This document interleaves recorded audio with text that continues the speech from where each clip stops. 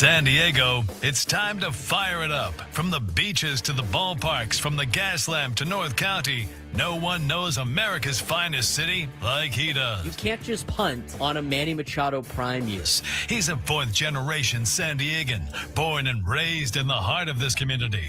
Passionate, opinionated, and always bringing you the real talk on your teams, your city, and everything in between. Braden totally knows his stuff. He's ready for the next step. That guy is good. Live and local, it's the Braden Surprenant Show. But I think Braden's one of the up-and-coming young stars in the media game in San Diego. Now, here's your host, Braden Surprenant. What's up, San Diego? And happy Friday to everybody out there in America's finest city. He's Frank Marchese. I'm Braden Surprenant. This is the Braden Surprenant Show, live and local each every day from 10 to 2 on San Diego's #1 sports station, 97.3 The Fan. It's good to be with all of you here on a Friday. Big shout out to Squirrely and to Readies in the chat for joining our membership. We appreciate you guys. And thank you very much for joining the fandom of the Braden Surprenant Show. We are looking forward to adding more and more as we continue.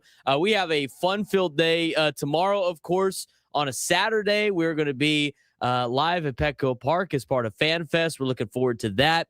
Mason Miller will join us, is scheduled to join us.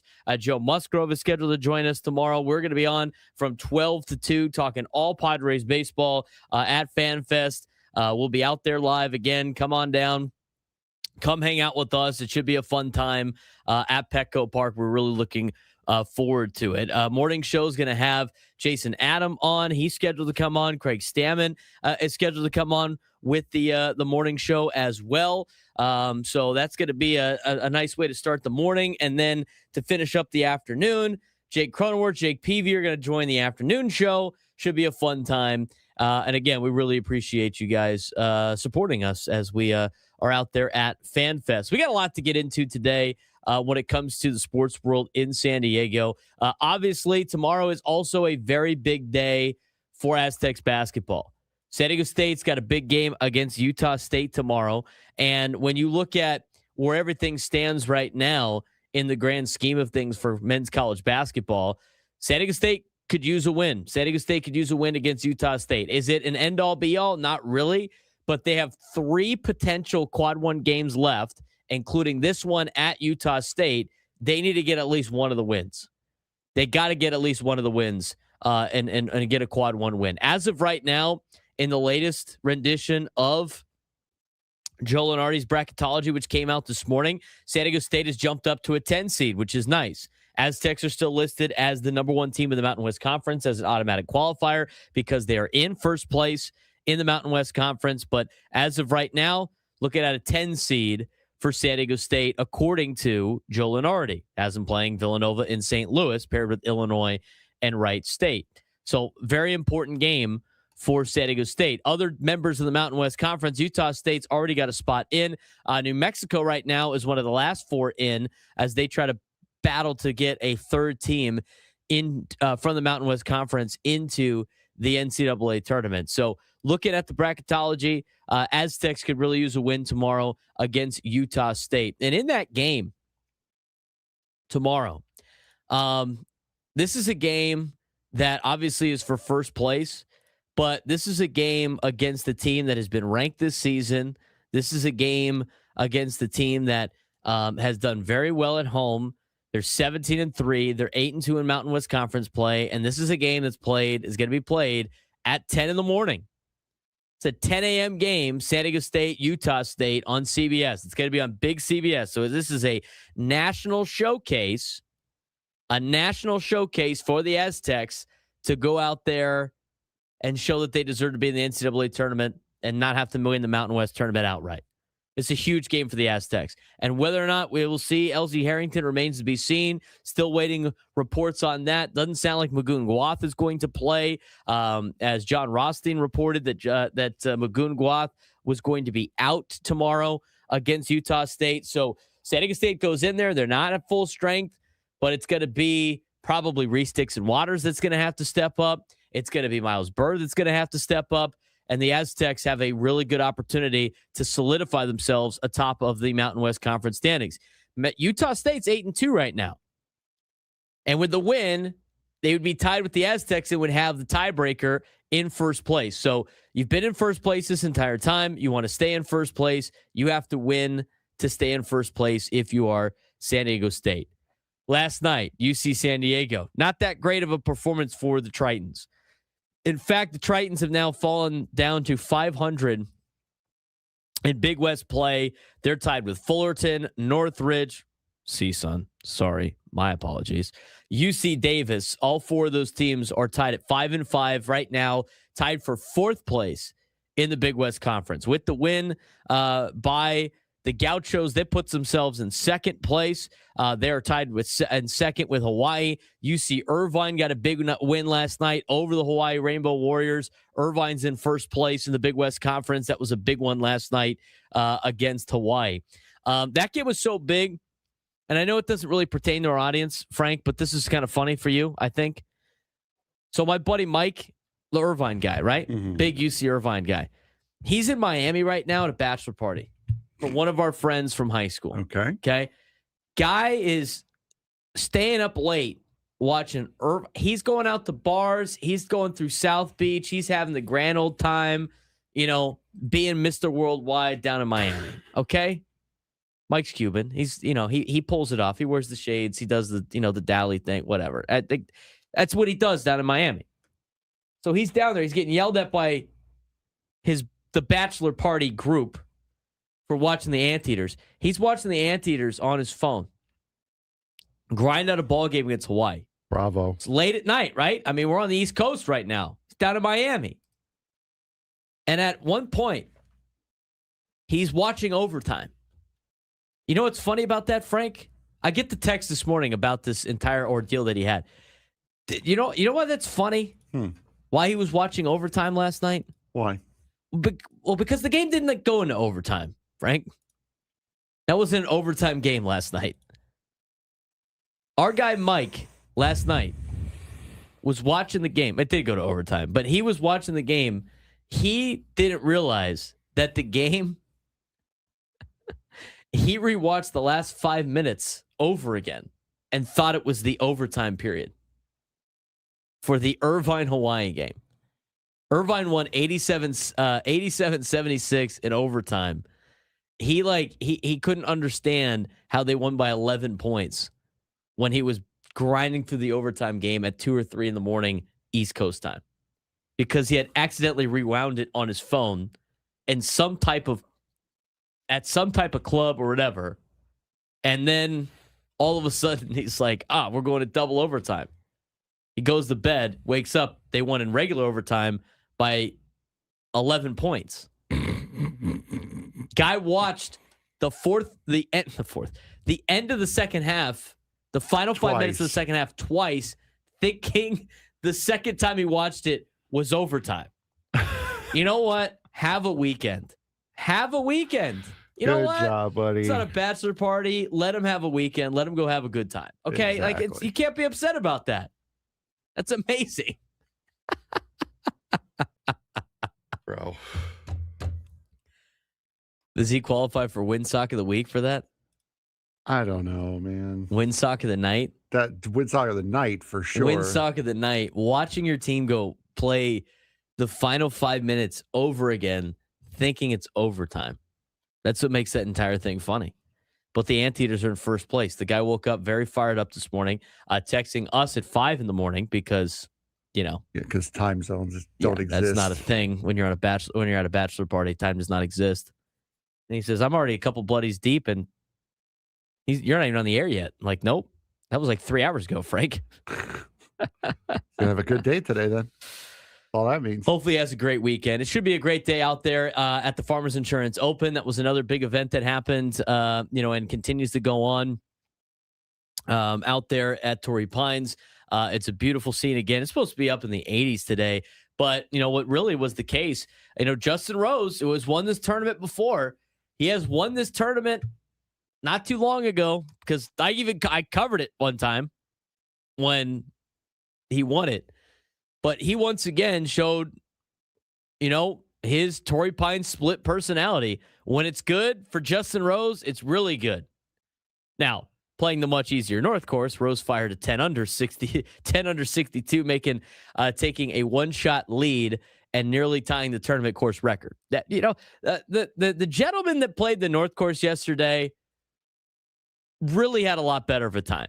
And the thing with Torrey Pines depends on the weather. Was it too much wind yesterday at Torrey? It was a picture-perfect day. Picture-perfect day at Torrey Pines. And today it's supposed to be in the 80s. I mean, it's going to be great weather today for the Farmers Insurance Open. It's going to be awesome. It's going to be great weather this weekend for the Padres Fan Fest. We're looking forward to that as well. But you had, the North versus South course yesterday, gigantic reality check for a lot of golfers. But the thing is, here's where it doesn't evenly play out. Sometimes the wind affects Torrey Pines, the weather affects Torrey Pines, where you might get a good draw of playing the North course, and then the second day, the South course is a little bit more fair, and then guys don't plummet back down to earth. Justin Rose leads the field right now with a 10 under. He's through 2 today on the South course. But there's a lot of room for improvement for a lot of the young guys, or should I say San Diego guys, and some of the important names that played the South course yesterday. We'll talk about the splits in the next segment. But if it's windy today over there at Torrey Pines, the balancing of the axe is not going to really help out the guys that played the South course yesterday. No, and Matsuyama must have had a great second half of his day, because I remember the last update we gave, he was at like 2 under, 1 or 2 under. He's at 8 under right now through 2 today. So that's an impressive turnaround for him. Grazerman, who was leading most of the day yesterday, tees off at 116. McNeely and Jaeger were both currently tied for 6. McNeely tees off at 138. Jaeger at 149. So still a lot of action here early as Power goes up to second with a birdie putt on 4. Looking forward to talking a little bit more about the Farmers Insurance Open. The NFL has thrown out a rule change that I am on the fence about potentially happening. We're going to talk about how UCSD, how that game transpired last night. Oregon State, San Diego is a big game tomorrow for University of San Diego. And the 11 o'clock hour, we're going to talk baseball. 8 teams that still have a move up their sleeve. That came out a couple of days ago. We're going to break that down. Some NFL talk in the noon hour. And then some news out of college football that we'll talk about at 1 o'clock. Drake Hills will join us at 1:35 to talk a little bit of soccer. San Diego FC is in action coming up next week. We got a lot to get to as we get to break on the Braden Surprenant Show, San Diego's #1 sports station, 97 through the Fan.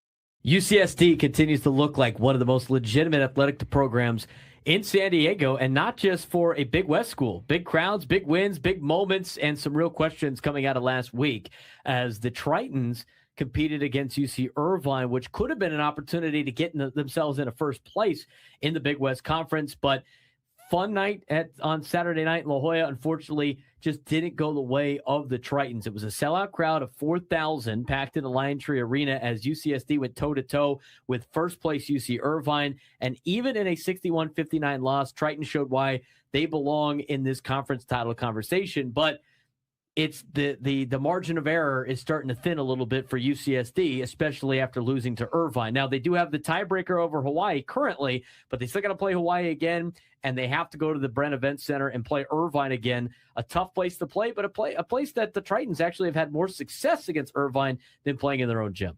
Yeah, and especially as you get down to the later end of this season, the conference schedule, the way it's playing out, losses really magnify, but also the wins really magnify. So a big loss can just as easily turn into a big win later on down the road. Leo Beath was outstanding in that game against UC Irvine, 16 points, 10 boards, game highs in both. The game had 5 ties, 8 lead changes. UCSD hit threes early, punch first, never back down. They showed a really gritty performance as they have shown for most of this year. Unfortunately, against UC Irvine came up a little bit short. Yeah, and this is the hard truth for the Tritons.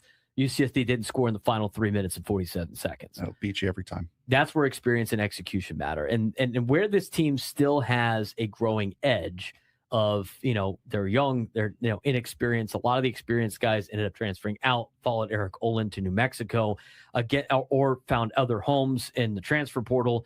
Against the best defense of the Big West, every possession late felt like a playoff possession, and Irvine made a couple more plays than UCSD. Now, they're still 15-6 overall. They're 5-4 in league play, right in the mix, second best home attendance in the Big West, and the program is definitely building something special. The people are showing up here in San Diego to go watch UCSD, and the third now D1 program in San Diego. Yeah, and especially was this their second year in Division I? They made the national championship tournament last year. Second year eligible for the tournament in Division I. Yes, correct. That's what I meant to say. So yeah, they've got the groundwork, they've got the basement floor done. They're starting to build up now on this incredibly stable foundation. In a couple of years, when they move to the West Coast Conference, fighting it out with the Toreros in the same conference, it's going to make it a lot of fun here in San Diego, not just to watch San Diego State play, but also to see UCSD and the Toreros battle it out. Huge bounce back opportunity on Thursday night for UCSD. They got the Gauchos of UC Santa Barbara. It's Spirit night for the Tritons. Gauchos are red hot. They've won 4 straight and 1 game ahead of the Tritons in the standings.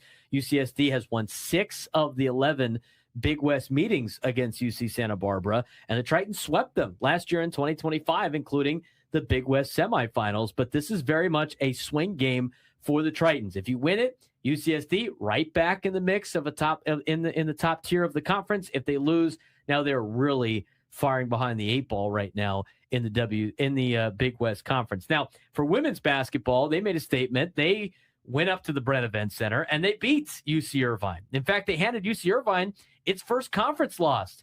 Snapped a 16-game win streak for the Anteaters as they won 68-66 in a grinder, which you heard right here on 97.3 The Fan. One of the games that we have aired in our partnership with UCSD.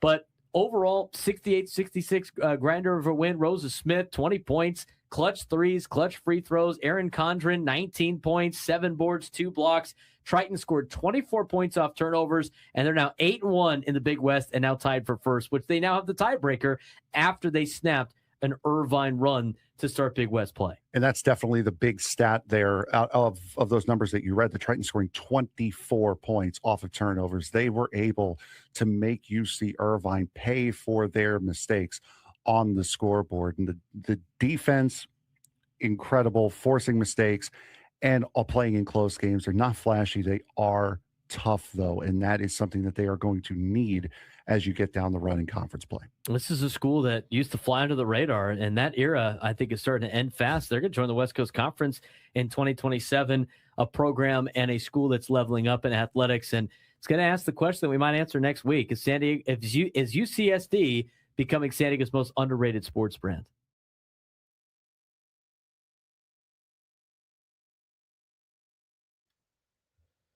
$10:18 on a Friday. It's a foul out Friday. Just ask Nate. Although we're off to a pretty good start so far. I haven't had to issue any fouls yet. Foul on Mike for the thinking he watched overtime when he really just watched the end of the second half twice. That's kind of a foul. What does Sam in the chat think? I was debating on whether or not to give it to him. That's a foul out Friday. We're handing out. We're not letting the kids play today. We're not letting them play today. Officiating a tight game, which leads into the conversation of the NFL and how they want to potentially, and we're going to get to this later on in the show. But according to Jonathan Jones on Twitter, new at NFL and CBS, for the first time ever, the NFL could begin throwing flags on plays after replay review. It would be player safety fouls like face mask or roughing the passer. Discussions will take place next month on what would be a massive change. Okay. I'm kind of hit and miss on this. There are times where I'm like, that should be reviewable. And then there are times like, all right, we're going to get some ticky-tack stuff. Roughing the passer is subjective. It's super subjective. I don't like that being reviewable. But like a face mask, you either grab the guy's face mask or you don't grab the guy's face mask. It's pretty cut and dry. And the amount of face masks that are being missed right now in the NFL and college football, that's definitely something that needs to be fixed. I go back to the Ole Miss Georgia game. They missed the face mask completely against Georgia. That should have been something like, all right, let's go to replay assist here. Yeah, he grabbed the face mask. He almost tore the guy's head off. I just think it opens up a weird door with officiating when it comes to this. But anyway, we'll talk about that later on. Let's get to the conversation of the Farmers Insurance Open today. Again, we don't talk a lot of golf on this show. Sometimes we do if it's very prominent. Like, I'm sure we'll give Masters updates. WM is always fun to really give updates on as well. But they're here. And the PGA Tour is here in San Diego. Justin Rose had a great day yesterday. He birdied all 4 par 3s, a first in his 1,506-round career. He missed a 4-foot birdie in his final hole that would have tied the course record at 61. He shot a 62 yesterday on the North Course. Called Torrey Pines one of his favorite venues on the tour. Hey, that's a thumbs up, Frank, for trying to keep this thing on the tour. Yeah, absolutely. And he admitted the round wasn't perfect golf, but praised his process and course management. Now, take a look at the North versus South course reality check. As usual at Torrey Pines, whether it be the Farmers Insurance Open or the U.S. Open, whatever it may be, the leaderboard tells 2 completely different stories depending on the course. 21 of the 23 best scores yesterday came from which course? One would assume the North End. That would be the North course. Ah, there you go. The North played more than 3 strokes easier than the South. Best South course records. Seamus Power had 65. Max McGreevy shot a 66 yesterday. Meanwhile, many big names struggled badly on the South. Harris English, who was the defending champ, shot a 73. Brooks Koepka, who just came back from the Live Tour, shot a 73. Xander Schauffele, Aztec for life, Scripps Ranch Falcon, shot a 73. San Diego State Aztec alum Justin Hastings shot a 73. J.J. Spahn, also an Aztec alum, shot a 75. Sets up a classic farmer's question. How much should we really value these North course low numbers? I mean, they got the benefit of the North, and they have now jumped into a lead. But the reality is now everybody that played the South course yesterday needs to try to climb back into the conversation on the North course today. And I think there's some added pressure to that. So say, do we begin the conspiracy that the PGA knew the South course was going to play tougher, so they put Brooks Koepka on the back foot by having him play on the South course? No, because they usually put the big dogs on the South course. They always put like the big dudes on the South course. I would rather, I don't think you have a choice. But if you had a choice, I would imagine you want to play the North course first to build a lead, because then you could confidently play the South course. You're not playing from underneath. But like all of these guys that are playing the North today have a lot of catch up to do. And you look at the leaderboard and you're looking at your 73 and you saw that Justin Rose shot a 62. I don't care how good of a golfer you are or how easy that course is. That's the mental side of the game that really affects how you play throughout the course. I mean, Xander Schauffele, J.J. Spahn, Brooks Koepka, this is a monumental climb back. It's not impossible because they get to play the North today, but it's not that great of a climb back. Meanwhile, Justin Rose has birdied one of his first holes today. He is on the 4th fairway right now on the South course, and he's 11 under. He's won this tournament before, and he's off to a great start. He hit that one a little bit towards the ocean, and it's on the green, and now it's going to roll into the rough that is the abyss, but it's just going to be just off the first fringe on the green on 4 on the South course. He's playing with house money right now. He's playing calm. It is way easier to hit when you are calm and you have nothing and you have no pressure. It's way easier to move the ball down the field as an offense in football when there's less pressure. It's easy to play defense in the NFL when you don't have any pressure. And it's easy to hit in baseball when you have no pressure. That's why some of these scores where you jump out to an early lead, it just rolls out of control. So he's got a very big lead right now, Justin Rose does, on the South course. He's only on the 4th hole. He's playing, again, the South with a 2-stroke lead on Power and Lauer. That kind of works out. And then a 3-stroke lead on Matsuyama and Gracerman, and they're both through 3 right now, including Rose. Matsuyama's had a really good day. I think he birdied the first 2 on the South course, bringing him up to 8 under on the day. He had one lip out on the 3rd. Otherwise, he'd have birdied all 3 he's played so far today.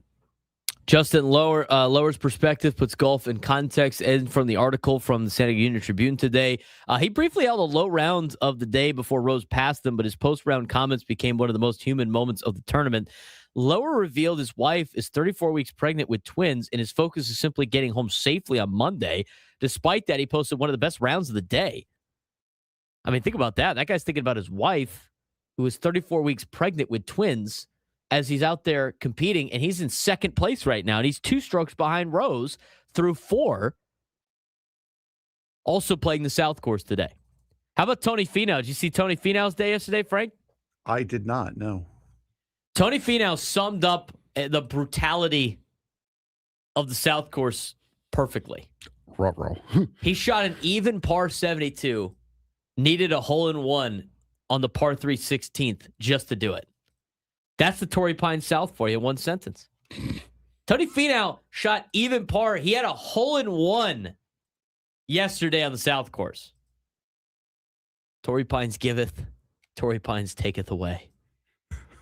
All the players have switched courses now today. Top 65 and ties make the cut. First 2 rounds played entirely on the South course, where this tournament is usually decided, or final 2 rounds, sorry. Final 2 rounds are going to play completely on the South course. Early leads definitely matter, but history says South course survival is definitely the real separator, which leads to the question, how legit is Justin Rose's lead really? You know what? I think his lead is nice, but I don't think it's comfortable. Not with the fact that he's got to play the South today. The only thing that plays a factor into this round for Justin Rose is how bad is the weather today that affects the guys on the North. The South course is brutal. Especially that, the back 9 of that South course, just absolutely brutal. 833-288-0973, 833-288-0973. Aztecs are in action tomorrow. We're going to take a quick preview of what is at stake for San Diego State as they go to Utah State. When we come back, there's a lot to break down. And how can San Diego State be able to go to Logan, Utah, win in a tough environment, and do it without Magoon Gua? They might have to do it without LZ Harrington. We'll tell you about it when we come back on the Braden Surprenant Show, San Diego's #1 sports station, 97.3 The Fan.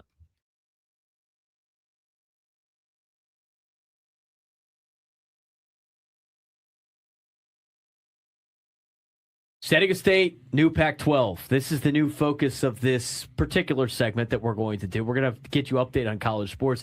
A lot of stories that we love talking about in college sports that we probably don't have time to talk about during the baseball season, so you get it during the YouTube breaks, if you will.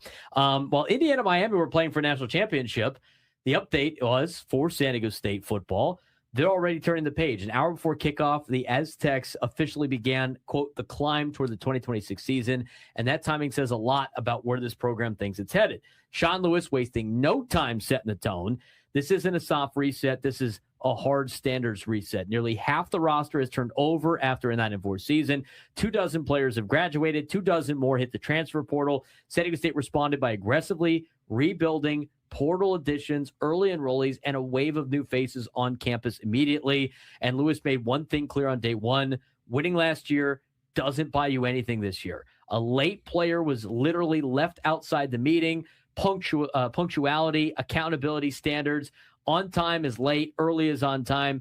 That's not coach speak. That's program culture being enforced in real time. San Diego State is clearly positioning itself not just as a good Mountain West program anymore, but now as a Pac-12 program with expectations. And those goals are not small. Sean Lewis says, got to win the Pac-12, own the oil can, the rivalry with the school up north, compete for a national championship, team GPA over 3.0. And yes, they are already talking national relevance, not just bowl games. Spring practice starts March 23rd. Spring game is May 2nd, and they're actually tackling. That's notable. This is the new era of Aztecs football, and something that really needs to take shape in the next couple of years before the next contractual agreement with TV markets to get themselves into a bigger conference. Yeah, San Diego State definitely believes that going into the Power Act-12, that they are going into a power conference, because this is big program stuff here that we're talking about. Just setting the goal of winning the conference,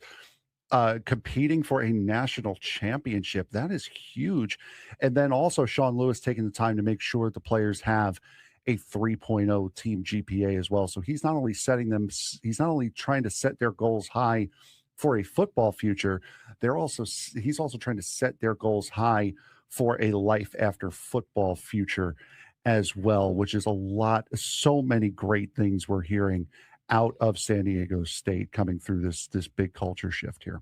The new Pac-12 clock is ticking, and this is an era now where they don't have a flagship program. They don't have that flag bearer of the conference. It is a brand new conference. Yes, Washington State and Oregon State are the remnants of an old conference, but the Aztecs have a great opportunity to be the number one team in this conference and to build themselves out of this conference. That should be the goal for San Diego State, and it starts with football. We know what basketball can do. We know about how they're going to have to compete with Gonzaga in the new conference for basketball next season, but this is about football.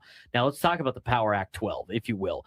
That exists on paper, but not yet in structure. As of this week, no football schedule, no championship game site, no tiebreakers, no bowl lineup. That should change this week as presidents and ADs meet with the commissioner, Teresa Gould. But there's a lot of key football decisions moving. 7 or 8 game conference schedule, championship game host or neutral site. How does the Pac-12 position itself for the 12-team college football playoff? And remember, the college football playoff stay with 12 teams with an automatic bid for the highest ranked group of 6 team now. Not really champion. That matters a lot for this league, and it's up for grabs for San Diego State. Yeah, absolutely. And a lot of this is coming. We're seeing the Big Ten just released their conference schedule.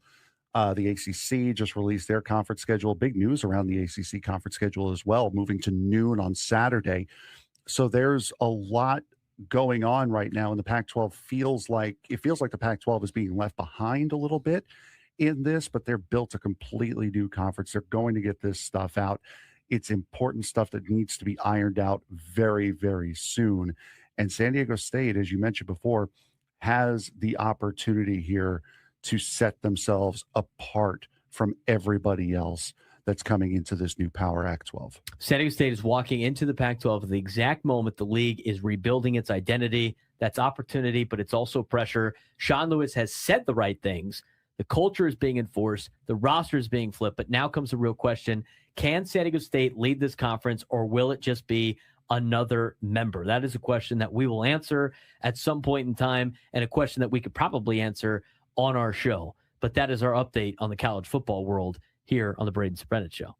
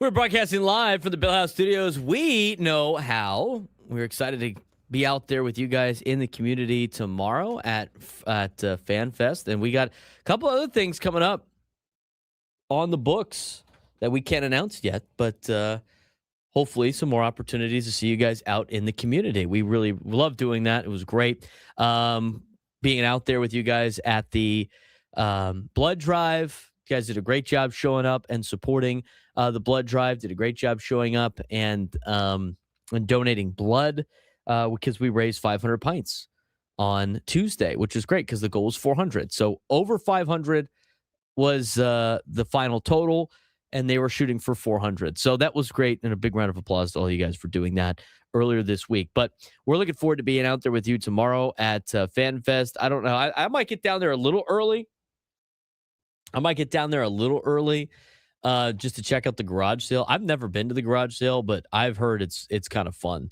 And what a great idea by the Padres on the garage sale. That's usually one of the big things that they have at FanFest, to be able to see, or to be able to buy a lot of things like player used items, signed stuff. I mean, it's a pretty cool deal. And all of the proceeds go to, I'm pretty sure, one of their charities as well. So we're going to be out there. It's going to be a fun time, and a lot of the players are going to be out there as well. Our show is going to have a couple of guests tomorrow, scheduled tomorrow. We are going to have Mason Miller on our show tomorrow. He is scheduled to come on. And we're also going to have Joe Musgrove on. He is also scheduled to come on with us tomorrow. So we're looking forward to that. These guys get pulled in a lot of different directions. They're doing a lot of stuff tomorrow. I know they're doing autograph sessions that people have signed up to do. I think this year they had signups for it. Most of those have been sold out, if I am not mistaken.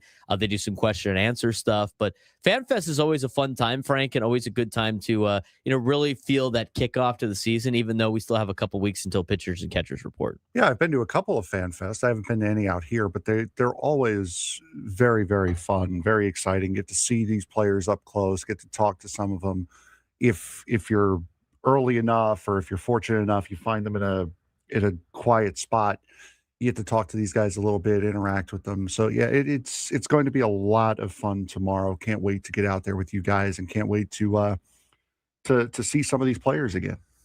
Yeah, it's going to be cool. See how they are progressing, how they're doing, how ready they're going to be for the season. And I think this is a Padres team that I love what they do with the Camp 44 stuff. You know what that's about, Frank? No, I do not. Yeah, Joe Musgrove basically has these guys out, and they do workouts together, and they do a lot of team bonding and stuff. And I love that. I think that's great. I think it's fun to see those guys go out there and compete in different workouts and do different things. They did a beach workout the other day at Mission Beach, which was super cool. And it's slowly grown. Like before, I think it was just the pitchers. We'll ask Joe about it. But I love that kind of team camaraderie that they have going into the season. And you just never know in the sport of baseball. I'm going to sit here and talk about what baseball needs to do in order to make their sport, I think, more entertaining, because I want it to be the best sport it possibly can as somebody that enjoys watching baseball. So that's why we have these conversations about the salary cap and the salary floor and everything like that. But the reality is, in this sport, anything can happen. And so you have a little bit of hope going into the season with the way the Padres are at and what they have what they have in terms of a roster. And I don't think they're done yet when it comes to putting a roster out there. They made a deal yesterday. Marco Gonzalez is now a Padre. We briefly talked about that yesterday, Frank.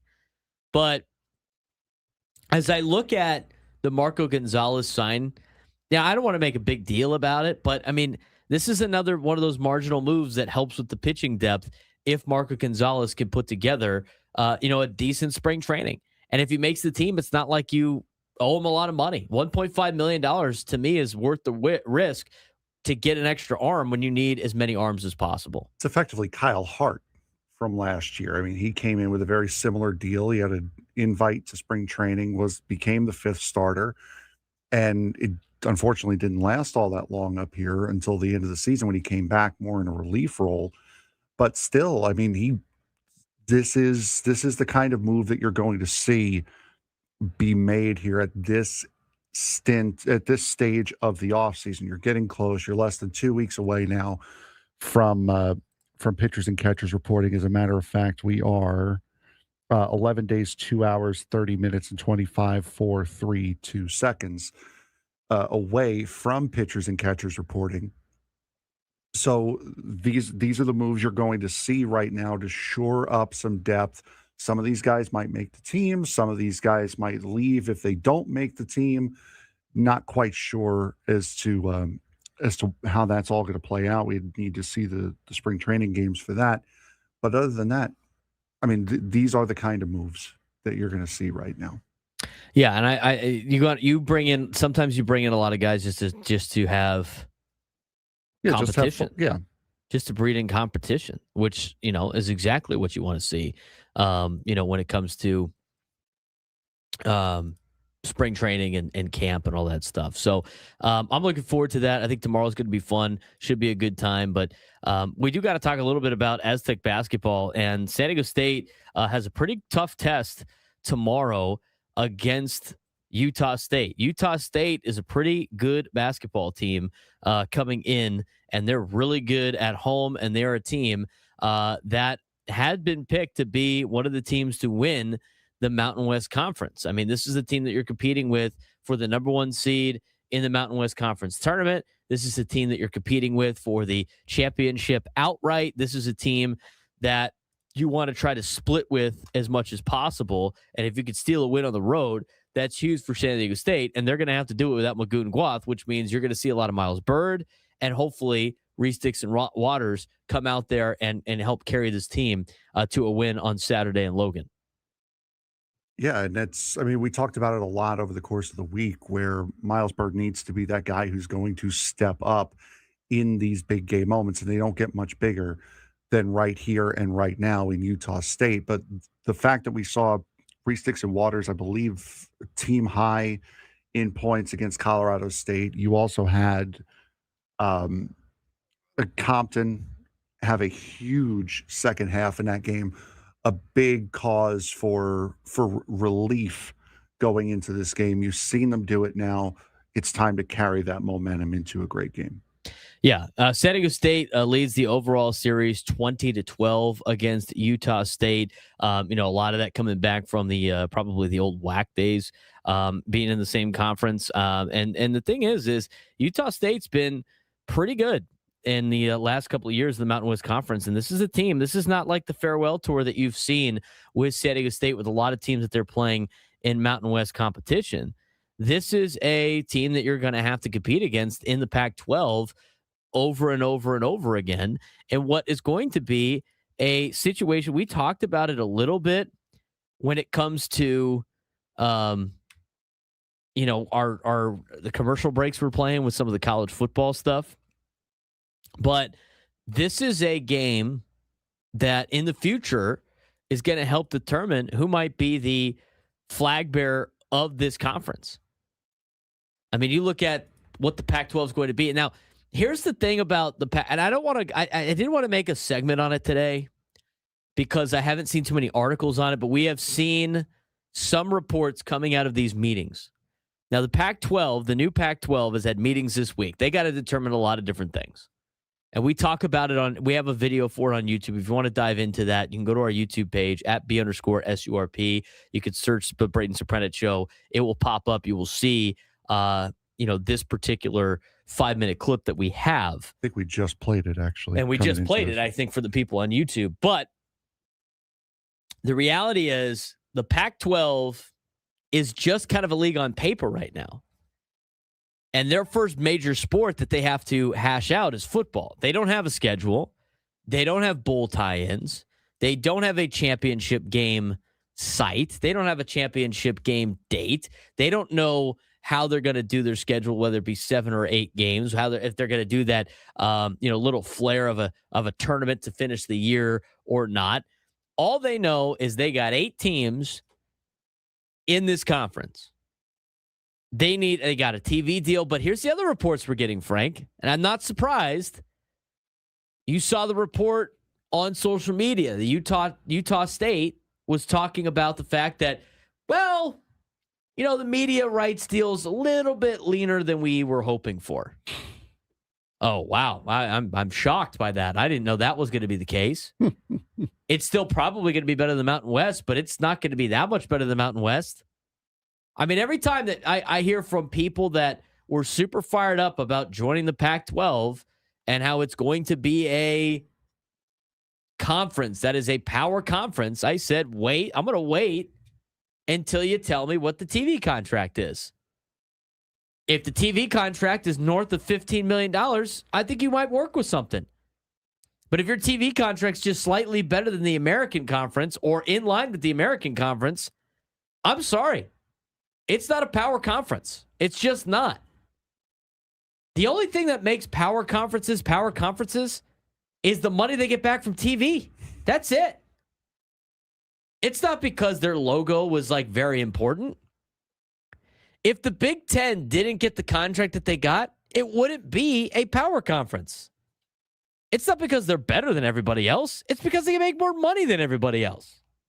It's because they get higher TV ratings than everybody else. It's the only reason why it's a power conference.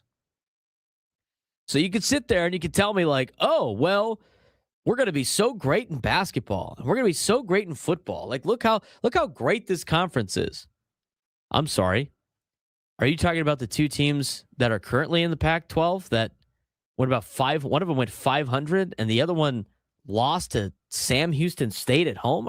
Is that the teams you're talking about? You got a school in San Marcos, Texas. I mean, that's what you're talking about. And you wonder why they're not getting power level money. And then they always want to chirp back at like the Big 12. Always like to chirp at like, well, you got all these. Yeah, but they're making $50 million a year per school in TV revenue and NCAA tournament payouts. That is slightly different than like under $10 million a year.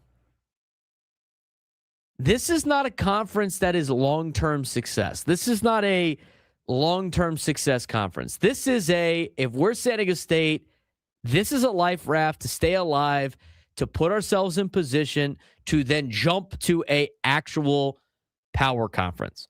Because conference realignment is coming again in 2030, guys. And San Diego State can't be the one holding the bag when everybody leaves. They can't.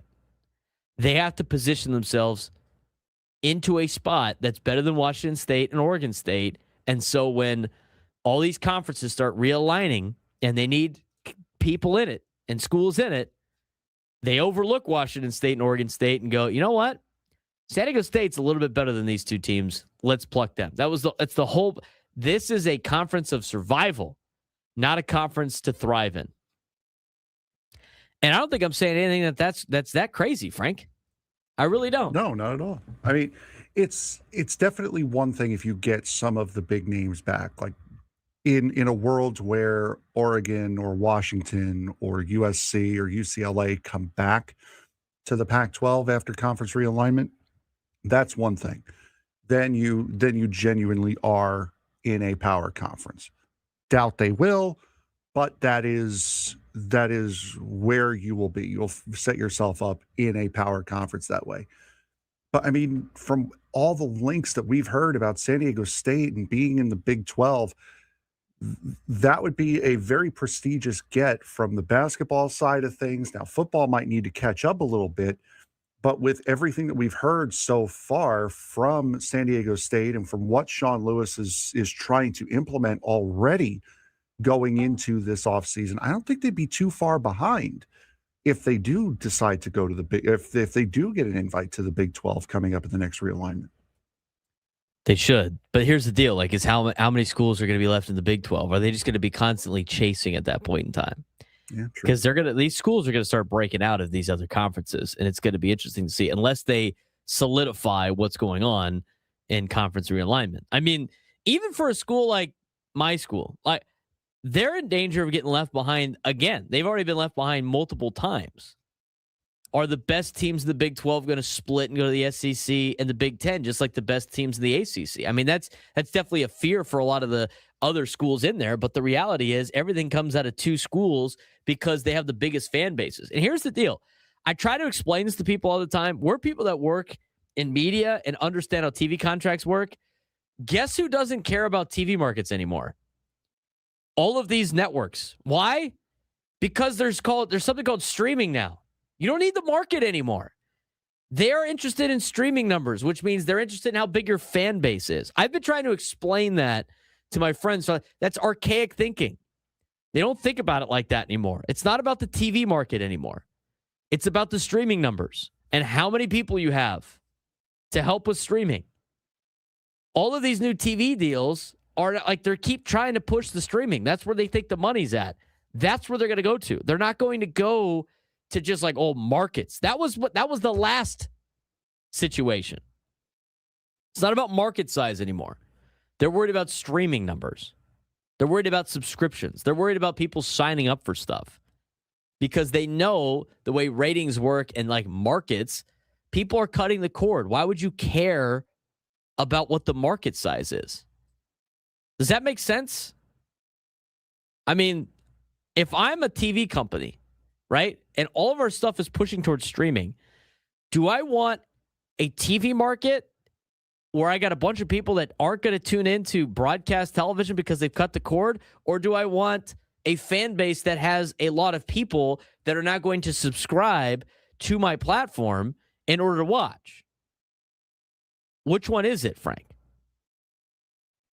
I mean, you're right in the fact that it's all going to streaming. That's why ESPN's done their thing, and it really does not matter. It is about your fan size and your reach just outside of your general area. The reason why, like, it just came up with NBC. Like, NBC's in the whole $500 and something billion in losses for the first quarter because they spent all the money on the NBA contract. Now, the thing is the first quarter, almost everybody's in debt because that's when your broadcast rights are due. Okay? So, like, the NBA's, NBC's contract with the NBA just kicked in. So, of course, they're going to be in a massive deficit. As much as I'm not a big NBA fan, I don't think it's a fun league to watch that much in comparison to other leagues. But even then, I'll give you the benefit of the doubt. They didn't lose $530 billion because everybody dropped them. They're in debt right now because they had to make their first payment to the NBA. But here's the deal. They picked up 3 million subscribers since they added the NBA to Peacock. Why did they give the NBA a big contract for media? To get the 3 million subscribers added to their platform, right? Like, you're looking for subscribers now. You're not looking for market. So they're 535 million, my mistake. 535 million in debt, which again is from the negotiation contracts. That's when their legal fees were paid, or their broadcast rights fees were paid. They picked up 3 million subscribers since they added the NBA. Like, that's what it's for now. It's not about market. It's about how many subscribers can we get if we add XYZ. So if you are a TV company, you're NBC and you have Peacock, you're CBS and you have Paramount, you're ESPN and you have, the all-new ESPN app, whatever. You are trying to bring in as many subscribers as possible, and you're making deals with leagues that you think have big fan bases that are going to subscribe to your product in order to watch their favorite team. Because now, with everybody cutting the cord, it's not about market size anymore. And this is what I've tried to explain multiple times. So, like, for San Diego State, you got to show that you have people that watch your team. You got to show that you have people that are interested in watching Aztec football and Aztec basketball, and they got to be somewhat good. I would say now it's actually more about how good you are in your sports than it is about market size based on subscription fees. It's a very interesting conversation that I think is leading to what is going to be a massive realignment again in college athletics. And the thing is they're just going to have all the big schools in two conferences, most likely. But you look at where, like, my school is, we have 10,000 kids at our school. Living alumni is like 50,000. Like, it's not whatever. They get a decent draw. They actually do pretty well when it comes to TV ratings because, they're a little bit of a cult following. I'm sure Landman will help them out a little bit, but the reality is it's going to be tough selling for them, and they got tons of money that they could just throw into a conference. But this is why you wanted to be in these conferences before they start cutting people out. I just don't know how many are actually going to make the jump a second time to the Big Ten of the SEC if they continue to leave the playing field level when it comes to the playoff. This is why you got to fight for everybody's in the playoff, because they're just going to make a league of like 32 teams, and then everybody else is going to play their own version of college athletics. We got a lot to talk about in baseball. We're going to do it in the next hour, the baseball hour, as we do in the offseason. He's Frank Marchese. I'm Braden Surprenant. It's the Braden Surprenant Show, San Diego State Sports Station 97.3 The Fan.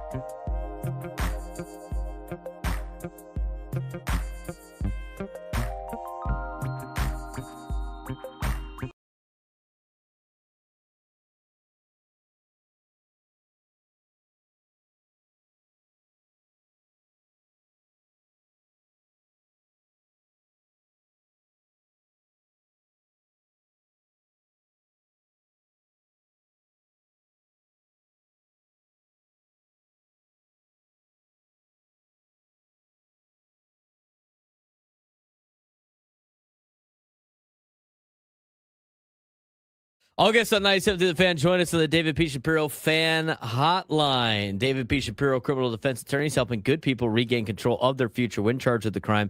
Since 2010, visit davidpshapirolaw.com. We are broadcasting live from the Bill House Studios. We know how.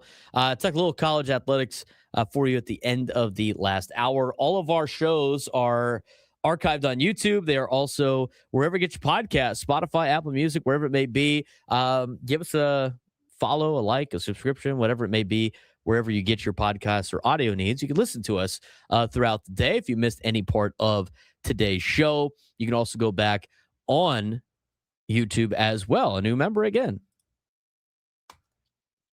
Big thanks to Bubba for joining the membership over the Braden Surprenant Show page. We're doing a lot of different things over there. We're going to continue to add new updates for you over there as well. You can check out for your favorite local team here in San Diego. We really appreciate you guys joining us. Again, if you haven't done so already, you can subscribe to the Braden Surprenant Show YouTube page for free. You can subscribe to the YouTube page for free. You can also be a member. We're going to do some member-only broadcasts, just like Ben and Woods. So if you want to be a diehard natural casing or frog and dog or whatever it may be, chat fam, we have that available for you on YouTube. We're going to continue to pump out a tons of content over on our YouTube page at B_SURP. You can also check out all of our stuff on the 97 Through the Fan page. We got content on there as well. Follow us on social media if you haven't done so already. All of our links to find all of the things that I've just said, if you're watching on YouTube, are in the description below. See, so what has happened here is Bubba, a.k.a. the Bull. Renee. Yeah, Renee has hijacked her grandson's YouTube account and is spending money on her grandson's YouTube account. Good for her. Does your mother know? Does your mother know that you stole the credit card? And are buying things online? Oh, my God. She gave me a bunch of Sportsplex tokens that I've been using. She had a bunch of extra, so I have them. So when you come out to the Sportsplex, Frank, got it. First soda's on me. Even though it's going to cost you $3.25 to get in anyway if you use a credit card, and then they'll give you a token. So I guess it would be on you, but it's the thought that counts. Okay, it's Renee's money. We've gotten that sorted out. You know what? Wouldn't it be awesome, though, if you I think it's a great lesson to teach a kid there about downloading apps and doing stuff. Secure your passwords, kids. Yeah, exactly. Oh, I'm sorry. Are you spending hundreds of dollars on my Apple account to download games? Payback's a bitch, son. Round of memberships for everyone. That's right. Buy them all. Gift subs on the way. Yeah, exactly. Exactly. Kid's trying to improve his clan in Clash of Clans. Has no funds because we spent that on other things. I think that's great. I'm sorry. I'm a Natural Casings member. That's right. That's your problem now. I'm a Natural Casings member now. That's amazing. Anyway, let's talk some baseball here. We wanted to talk about a couple of moves, or should I say, Mark Feinstein the other day had a piece, 8 teams that could still have some big moves up their sleeves. The Padres are not one of them, which is surprising to me because we kept talking about all the big moves that the Padres could potentially be making around the winter meetings, who they were talking to, all that stuff. I still think there's a move in the Padres' future before the start of the season, whether it's right before spring training or it happens right before the start of the year. I think they got something up their sleeve, something they're working on. But as of right now, it's been pretty quiet on the Western Front. But that doesn't mean there's not a lot of teams that are actively trying to make a move here and there. Things have slowed down a little bit on the hot stove. That's why we've had to flip this hot stove segment into a cold stove other conversation. So please, Lord, give us something baseball to talk about segment. Marco Gonzalez. Anyway, so you got 8 teams that might be making some moves, according to Mark Feinstein, leading into spring training. What do we got, Frank? I think putting the Padres on here would have been redundant because we were always expecting them to do something big. First move here is the Oakland Athletics the A's have already have had a relatively quiet offseason, trading for infielder outfielder Jeff McNeil and signing righty reliever Mark Leiter Jr., but the rotation lacks experience behind Luis Severino and Jeffrey Springs, creating a glaring need for at least one more starting pitcher. It's unlikely that the A's will sign any of the top pitchers on the market, but veterans such as Jose Quintana, Zach Littell, and Jordan Montgomery could possibly make some sense for them. The A's are interesting to me. Are they trying to win again? Go back to that sheet. They're actually spending more percentage of their revenue than the Red Sox are. Why are people mad at the A's? They should be mad at the Red Sox, Frank. Because when the pay stays the same, but the revenue goes down because you're playing in a minor league ballpark, you're going to have a higher percentage of payroll to revenue. That's how that works. That's how that works. I didn't know you were the PR guy for the Red Sox too. No, I'm just saying, like that's how money works. If you take away from one and not the other, the percentage So they lost changes. money in revenue, but they kept the same payroll, so therefore it looks like they're spending more of their money. Oh, that's their evil. The evil that is the Oaklamento A's. You can't yell at us for not spending money. We don't make it as much anymore. We don't make money. We don't make money anymore. That's interesting. Bet you didn't think of that 4D chess play. Yeah, I feel like, so based on what you said about the A's and having a relatively quiet offseason, I could see them potentially making a move here and there because I think the A's are, as they get closer to going to Vegas, their roster is going to constantly get slightly better. Yes. And it might be right now. I still think now is a little bit too early. I think you're really going to see them make a lot of moves closer to them moving to Vegas. But we've seen this playbook time and time again. New stadium. Look at how great our team is. Look how bitchin' our team is now. Juan wins chat of the day. I pay Dynaco. I buy Dynaco. Yeah, Braden Mr. Wonderful funds. Yes. Are reported to have been raised by Renee's grandson's YouTube account. Hey, you know what? Don't hate the player, hate the game. Yeah. All right, let's move on to the next one. All right, off to the next one. It'll be the Atlanta Bravos. The Braves have had a busy offseason, signing reliever Robert Suarez, outfielder Mike Yastrzemski, and shortstops Ha-Seong Kim, who will miss several months following a hand surgery, and Jorge Mateo. Atlanta also re-signed closer Raisel Iglesias and reliever Tyler Kinley and Joel Payamps, while trading for utility man Mauricio Dubon, Kim's replacement. But the Braves remain in the market for a starting pitcher, with options including Framber Valdez and Zach Gallen if either is willing to take a shorter-term deal. Chris Bassett could also be a target. So the Braves are looking more at the higher end of the starting pitching market. Braves need more pitch. Everybody needs more pitching. I thought the Braves rotation is not bad. I mean, it's a little injury prone, but it's not bad. Chris Bassett was one of the names that the Padres could potentially go out there and try to pick up as well. Zach Gallen has had conversations out here with the Padres this winter. Apparently. Just saying. According to John Heyman. Mm-hmm. It would be nice to have a guy like Zach Gallen. I mean, I think the Padres are going to get one of these guys. If I had to pick one that I don't like, Chris Bassett's, isn't he like 37 years old? Yeah, he's the elder statesman of the group. That's him, Verlander, and Scherzer. No, thank you, unless I get him halfway through the year. That's where I view that. But for like the Braves, I think the Braves could pick up like one of these guys. Chris Bassett, not a big pickup for Atlanta. I think Atlanta's still got a couple things up their sleeve. They have a little bit more money room to spend, I think, as well.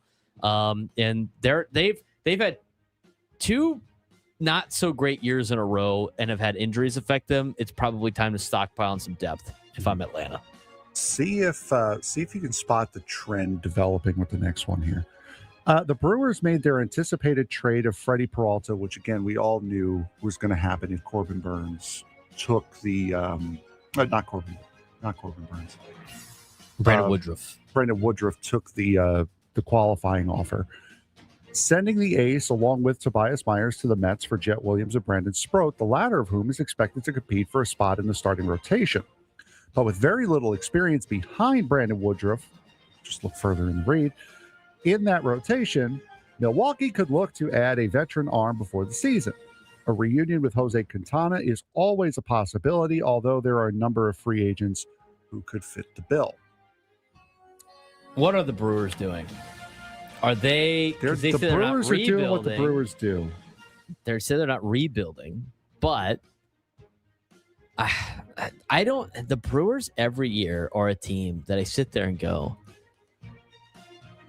there's no way they're going to be good because they were solid last year and then they got worse during the offseason. And then it's like, hey, look, they're good again. I know they got the number one farm system in baseball, according to Keith Law and according to Kylie McDaniel. So they're obviously doing something right. They're not spending a lot of money. They're loading up with like younger arms. So why keep Freddie Peralta, who you're going to have to pay a lot of money to keep him? You might as well get something for him. They shipped him off. It's thin right now, starting pitching. Go get a guy like Jose Quintana to fill out the rotation, fill with some young guys. It's not a bad plan for success for Milwaukee. It's just the unfortunate thing is, from a fan's perspective, you're like the Rays. You just have a new team all the time. Mm-hmm. And then when those young guys, when you sign them to, you take the risk by signing the guys like Jackson Chourio to an extension before he becomes a popular and good player.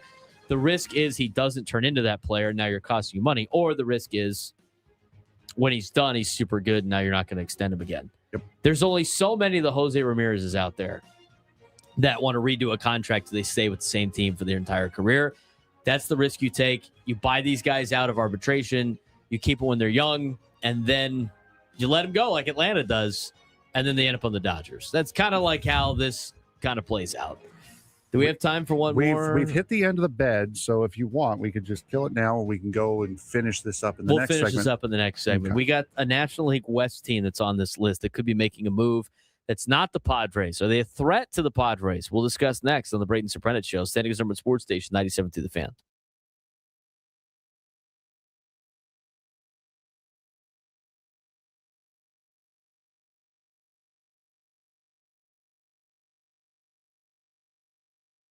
San Diego FC is officially back in the spotlight. It's not easing into 2026 either. It's jumping straight into international competition.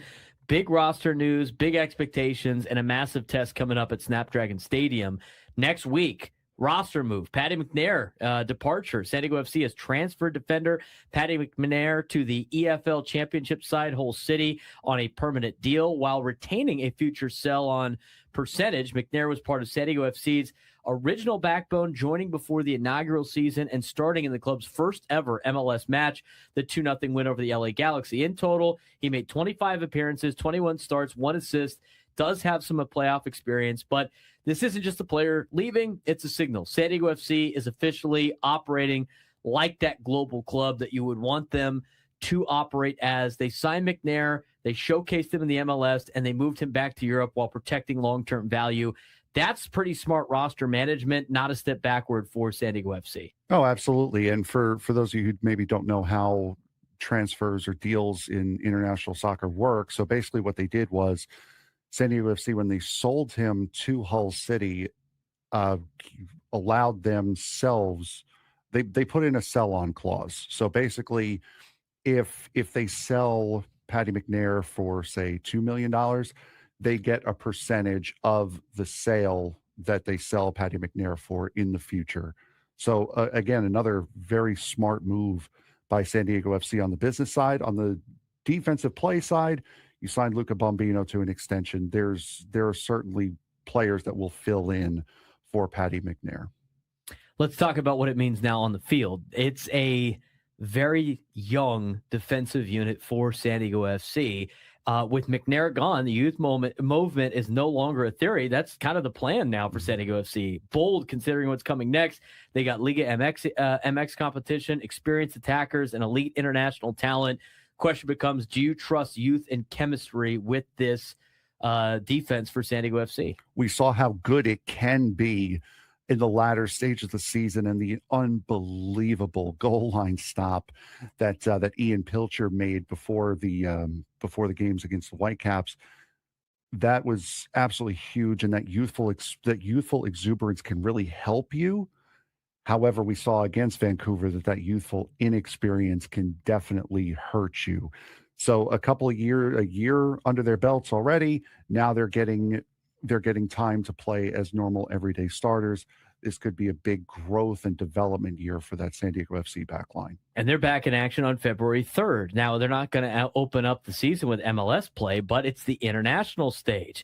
It is a CONCACAF Champions Cup game for San Diego FC. Frank, who are they playing, and what is the big update, or should I say, what is the scouting report on this game next week? So they're going to be playing the Liga MX side, UNAM Pumas. This will be on February 3rd, so this upcoming Tuesday at Snapdragon Stadium. Pumas are going to bring quite a dynamic midfield to this game. Also, Guillermo Martinez, a dangerous striker, likes to use the body. And Pumas, with the way Liga MX all do their season, they cut it virtually in half.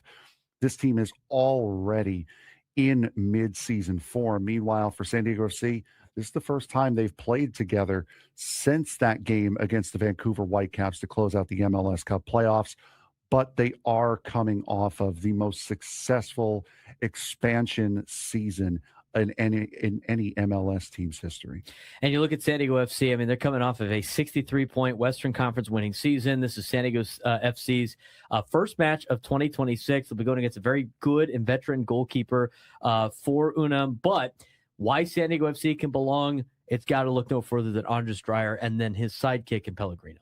Yeah, and that was the sidekick of Chucky Lozano last year. We were expecting Lozano to have the sidekick of Dreyer, but Dreyer last year, MLS Newcomer of the Year. If it wasn't for Lionel Messi, he would have won the MLS MVP award last year.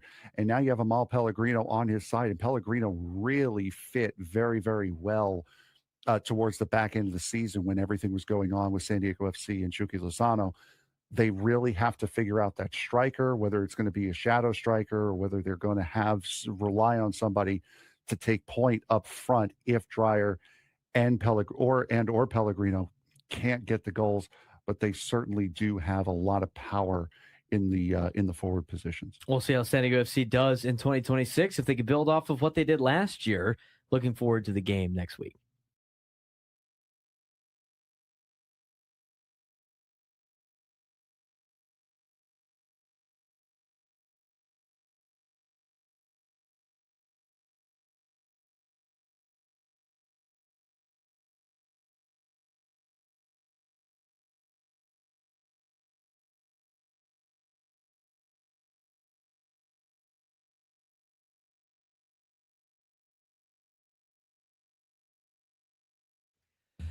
All guests on 97 to the Fan join us on the David P. Shapiro Fan Hotline. David P. Shapiro, criminal defense attorneys, helping good people regain control of their future when charged with a crime since 2010. Visit davidpshapirolaw.com.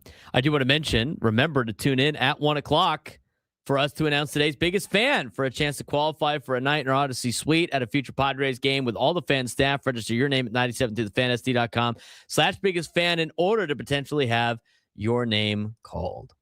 He's Frank Marchese. I'm Braden Surprenant. We are the Braden Surprenant Show, talking about some teams that could potentially have a move up their sleeve before spring training or before the start of the season as we go back to our baseball hour here on 97.3 The Fan. The Padres are not on this list, but there are some teams that the Padres do have to deal with multiple times, one being in the division and one for a cup. Let's get to the one in the division, Frank. Oh, I got it. Yeah, the cup ones. I get it. I got it. It just goes to show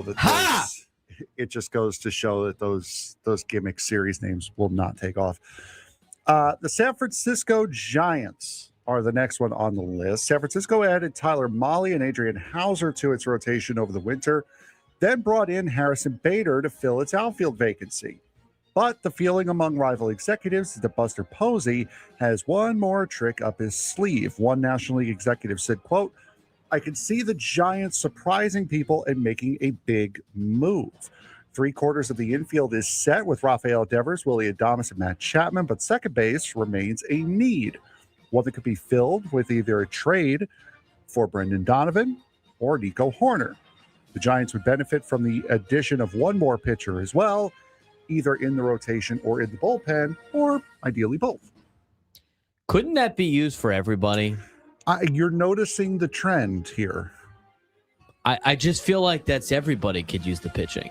I feel like it's everybody that's constantly, well, they could use a starter and a bullpen piece. Is that just what baseball writers have to put in there to make it like a full report? Well, they could also use this. He's picking up on the trend. Does anybody... He's getting it. I've always understood this. Does anybody ever say, like, they don't really need more pitching? I mean, every report is like, well, they could also use more pitching. They could have the best 13 pitchers to ever walk this earth on a team. You could have them all on one team and then have the next best 13 in AAA. And it would still be, they could use another arm. Seriously, that's like everybody's conversation. Well, All right, I digress with that. Let's go back to the Giants for a second. As of right now, not overly concerned with San Francisco. I'm not overly concerned with San Francisco. If they add Brendan Donovan, I might be a little bit concerned. I think it's a good ad for them. I think it's a move that makes a lot of sense. And they, I think, are now part of the conversation for a wild card spot if they do that. I think it would make their infield a really solid infield in the National League West and in Major League Baseball. I'd be more concerned if Nico Horner went there. No, I like Brendan Donovan more than Nico Horner. I mean, we went over the comparisons a while ago when they were talking about this. Brendan Donovan, does a little bit more at the bat. I know Nico Horner's a really good defensive player as well. The only player I would not like to see go there is CJ Abrams. So don't worry about that. So I'm glad that they struck out on that potential deal. Who knows if they're done or not? But that would be the only player that would be a little, and it's only for a sense of like, getting burned by having one of your top prospects play for a division rival.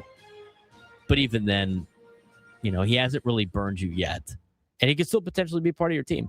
But for me, I think the best fit right now is for Brendan Donovan. I really do with the Giants because he's another guy that doesn't fit into the Cardinals' plans. We talked about this with the A's in the last segment, and I said this about the A's 2 years ago in this time slot.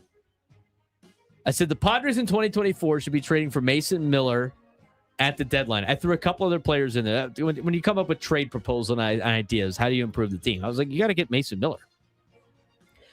And people were like, but he's under contract for all these years. Why would the A's do that? Because he doesn't fit in their timeline of success. When is the A's timeline of success? When do the A's want to be good? 2028? When they open up the brand new stadium in Vegas. That's when they want to be good. Maybe the year before that. Mason Miller's not part of those plans. You know what they did? They ended up trading Mason Miller. And who did they get? Leo DeVries, somebody that could potentially be part of those plans. You go back to the Cardinals.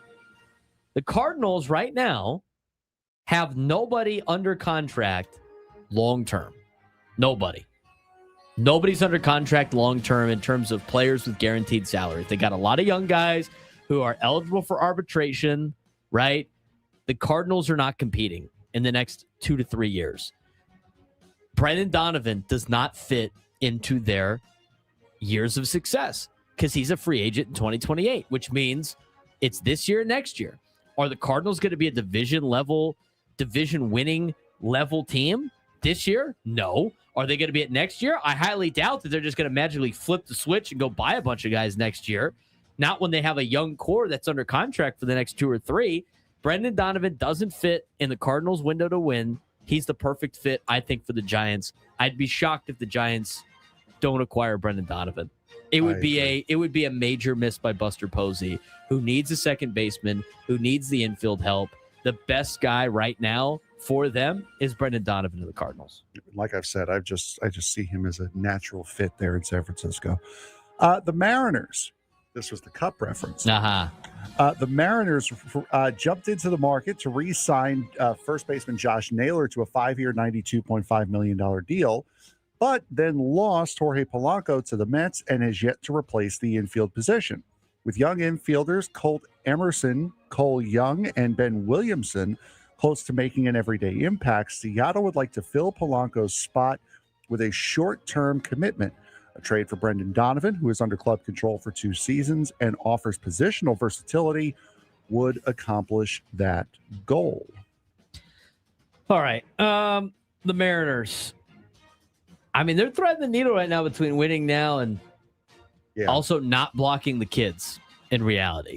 I mean, that's a delicate dance that they have to do with some of the players that they have. I mean, they got the young guys that are nearly ready, but they're not really ready yet. And so now they have to find some veterans on 1-year deals. I think they're looking for infielders, right? Yeah. I mean, Brendan Donovan does to an extent, but I think he fits the Giants more because he's cheaper and he's under control for the next year. Like Nico Horner to me is more the Mariners because the Cubs can afford to lose him. He's only got 1 year left on his deal. He costs a little bit more money, costs you $12 million, which is the same as how much you're paying J.P. Crawford.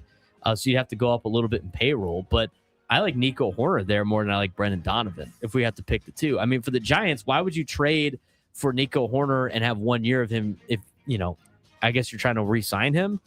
It just doesn't make as much sense. But maybe the Mariners and Giants get into a bidding war for Brendan Donovan. Yeah. But if the guys are right there, those young infielders are nearly ready, I don't know why you would trade for a guy that you have 2 years of control unless you don't think they're going to be ready next year. Yeah, and that's really all you would think of here. As we head to the next team, we're going to stick with the American League here. Baltimore made our list of teams that won. This is MLB.com's list of teams that won the offseason, thanks to the additions of Pete Alonso, Taylor Ward, Shane Baz, and Ryan Helsley. But the Orioles still have a hole atop their rotation that should be addressed. Framber Valdez makes the most sense, but the starting staff lacks a workhorse who could effectively eat innings, though Zach Gallen could also be a strong fit. If the Orioles can add a frontline starter between now and opening day, it would make them a serious contender in a loaded American League East. I think they should go get Framber Valdez. Yeah, you may as well. I mean, it was them and the Mets that were linked to Framber Valdez. It was them and the Mets who were linked to Ranher Suarez as well before Boston swooped in. Mets got the trade done for Freddie Peralta. Framber Valdez has more or less fallen into their lap. I think Framber Valdez fits the Orioles more than he fits anybody else. I mean, Baltimore is a team that has some extra money that they can spend. They have a lot of young talent. What their biggest problem was starting pitching, bullpen pitching. I mean, it's been pitching has been their problem. And with the young talent that they have on their team, they need the pitching to kind of balance out. They could go get a Framber Valdez. They got Zach Eflin coming off the books next year because he's not going to accept mutual options. Almost never go through. Yeah. And most of the guys that are under contract are not under contract for a long time. Tyler O'Neill's got 2 years left. Ryan Helsley signed basically a 1 year deal with a player option. Zach Eflin is on a 1 year deal. Andrew Kittredge is on a 1 year deal.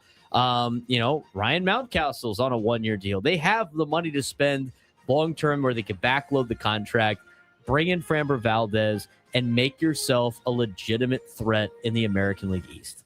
I agree with that 100%. Going to my division, the National League East, the Philadelphia Phillies did their... I didn't know you owned that division. Exactly. When did you find all this money? Don't worry about it. Was it Renee's grandson? Don't worry about it. Stop racking up bills on Renee's grandson's YouTube page. Okay. Change your password then. I don't know what to tell you. The Phillies did... Stupid games win stupid prizes, kid. The Phillies did their heavy lifting early, re-signing Kyle Schwarber to a 5-year, $150 million deal, and later bringing back JT Realmuto on a 3-year, $45 million contract.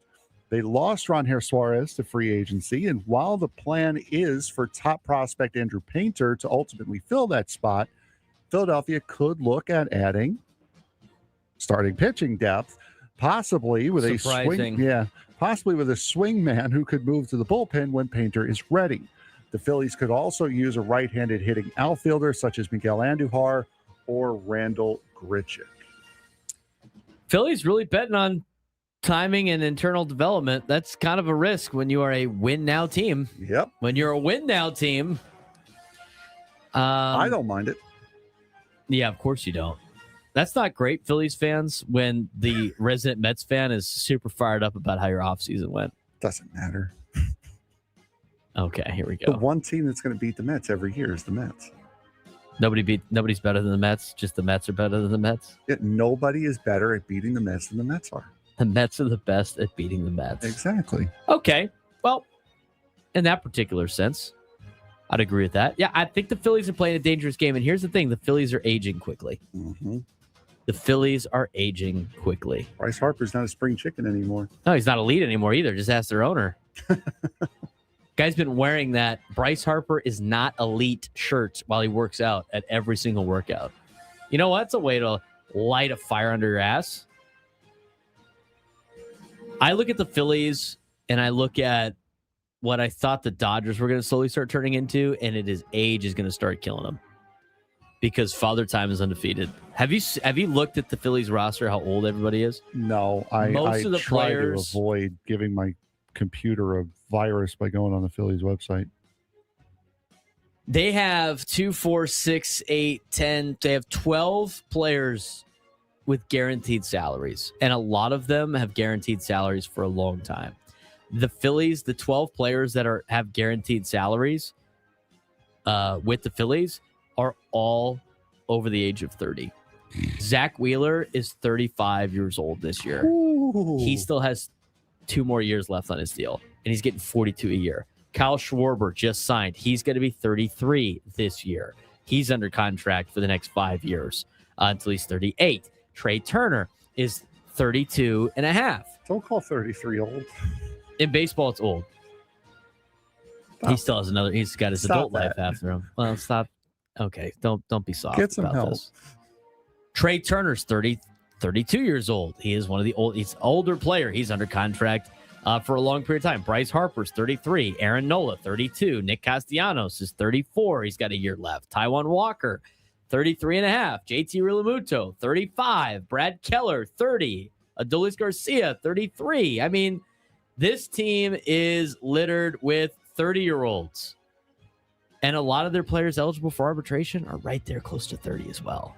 Jesus Luzardo's 28. Alec Boehm's 29 and a half. Edmundo Sosa's 30 years old. Johan Duran's 28 years old. Bryson Stott, 28. Brandon Marsh, 28. Garrett Stubbs is 32. Tanner Bakes is 34. Zach Pop, 29. They got no young players coming. They have no young players. They are old. The window is starting to close for the Philadelphia Phillies, Frank. Yes, it is. The Red Sox have been active this offseason, adding Ronher Suarez, Sonny Gray, and Wilson Contreras. But the loss of Alex Bregman created a huge hole in the infield. Marcelo Mayer is capable of playing either second base or third base, giving the Red Sox some options. Could Eugenio Suarez be the solution at third, adding a big power bat to the lineup? Or perhaps a trade for Isaac Paredes or Brandon Donovan is the preferred route. Either way, Boston remains in need of a starting infielder and seems likely to add one soon. This roster seems unfinished. Yes. It not only does it feel seem unfinished, I think the Red Sox know it's unfinished. Yeah. I just think they gave Christian Campbell that hasn't really worked big out. Ronald Acuna extension. Then they sent him down like a month later. So that hasn't has really worked not out for worked them. at all. Yeah, they made some moves. They put a couple of extra. They really improved their starting. Their starting rotation is really good, but this roster and infield looks incomplete. Mm-hmm. And the Red Sox know they got to make. They got all this money though. I mean, look at the revenue thing. They could spend up to $400 million on their payroll. They choose not to. I mean, it's you have a bunch of outfielders. I would have to assume that Roman Anthony is going to get the bulk of the work in center field. Ceddanne Rafaela probably in right. I honestly can't think of anyone else who has right field. But this all started this time last year when they signed Alex Bregman. You signed Alex Bregman, traded away Rafael Devers because you annoyed him. And then because you annoyed him, he annoyed you to the point where you just couldn't take it anymore. and then you lost Alex Bregman. You had two great players, and now you have neither one of them because of your own ignorance and stupidity. Yeah, now they don't have either. Mhm. That's right. This just feels incomplete. Feels like they're missing a Devers.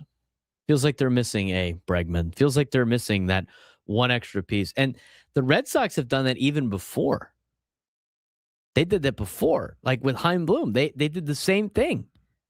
Like they had the killer bees out there with Benintendi, Betts, and Bogarts. None of them stayed. None of them stayed. And the thing is, you want to talk about a team. You know what? You know whose fault it is? You know who's the real problem of baseball? I'll tell you when we come back. You know who the real team is that's the problem of baseball? I'll tell you when we come back on the Braden Surprenant Show, San Diego Sports Station 97.3 The Fan.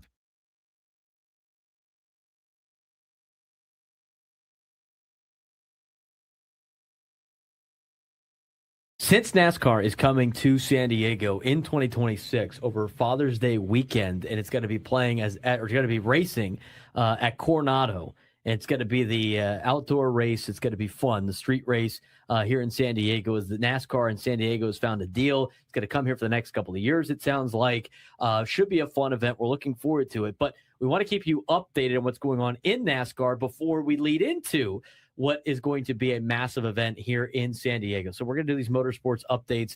Again, we only have so much time. Our real estate's very precious, but we want to add more content to our show. That's why we're doing these extra segments in the commercial breaks, the weekly hits, if you will. All of our stuff's going to be on YouTube as well. You can go to the YouTube page at @B_SURP, where you can find that, become a member, all that fun stuff. We will let you know about that throughout the show. But we got NASCAR coming. Big event always coming up in the next couple of weeks, which is the Daytona 500, which I know everybody's excited for. It's the Sunday after the Super Bowl, so we're looking forward to seeing that. That's always a fun race, but there's a lot of things coming up in NASCAR in the next couple of weeks or so, and Frank Marchese has our motorsports update this week focusing on NASCAR. Yep. So right now we've got the Clash coming up this weekend, the Cookout Clash that'll be held at Bowman Gray Stadium. Now, we'll take a short view back to the past here. Way back in 1937, the city of Winston-Salem decided to build a multi-purpose venue called Bowman Gray Stadium to house the local university's football team, Winston-Salem State Rams, and auto racing. The city built a football field and a racetrack in the same place, substituting the running track around the football field with a dirt quarter-mile oval to hold local weekly racing and NASCAR. NASCAR actually ran at Bowman Gray Stadium. The Cup Series did from 1958 all the way up until 1971.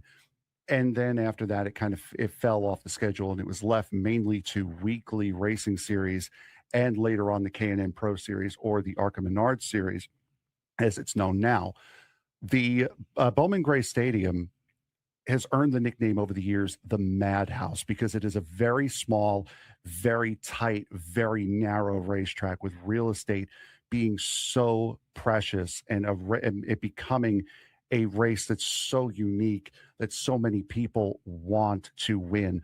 A lot of NASCAR's Cup Series regulars that you see on the circuit right now, such as Kyle Larson, William Byron, Alex Bowman, Bubba Wallace, and Ryan Preece, have all cut their teeth at the Madhouse at Bowman Gray Stadium. Now, the history of the Clash, it's been mostly at Daytona. The last couple of years, it had been at the LA Coliseum. And now, after NASCAR purchased the racing rights around Bowman Gray Stadium in late 2024, it then moved to Bowman Gray Stadium with Chase Elliott winning the race last year. This is a non-points event. It is an exhibition race that will be, it's expected to be held at least this weekend. There's going to be freezing temperatures. There's a potential of snow. Goodyear is actually sending all-weather tires to the teams, so it's just fueling the fantasy of a snow race at Bowman Gray Stadium. Guys to watch out for this weekend: Denny Hamlin, Ryan Blaney, Joey Logano always seem to be really, really good in these exhibition races. The races begin on Saturday with modified and sportsman practice, qualifying, and then the races. You can watch those races on Flow Racing. Then NASCAR takes over 3:10 p.m. Pacific time on FS1 will be the NASCAR qualifying, followed by the heats later on in the day. That's scheduled to start around 5:30. And then on Sunday at 3 p.m. Pacific time on Fox, it will be the last chance qualifier and then the big race at 5 p.m. Pacific time this weekend. Possibly could be pushed back to the middle of the week. That's the update for NASCAR and our motorsports update. Frank's going to have a lot of those updates throughout the year. Again, we're going to do these weekly updates. We're doing it for a lot of sports right now. Try to keep it as entertaining as possible for you watching in a commercial or watching on YouTube. So we appreciate you guys staying tuned to that. We will be back with another motorsports update next week on the Braden Surprenant Show. You can catch our show every day from 10 to 2 on San Diego State Sports Station, 97.3 The Fan.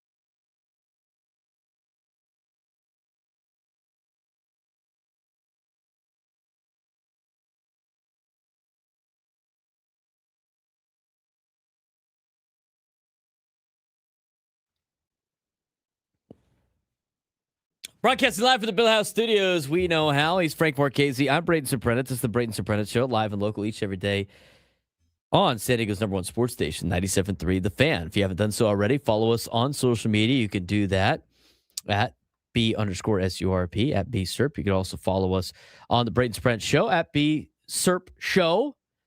And be sure to subscribe to our YouTube page. We look forward to seeing you guys over there. A handful of you are over there right now. Big shout out to all the members of the YouTube page. Really appreciate that. Helps us put out more content, which we're going to do on that YouTube page. Some of you guys are enjoying some of our commercial breaks on YouTube, which are set to be extra segments that we can't get in throughout the week, but keeping you updated on what's going on locally in sports, as well as some of the other sports that we don't have too much time to really talk about.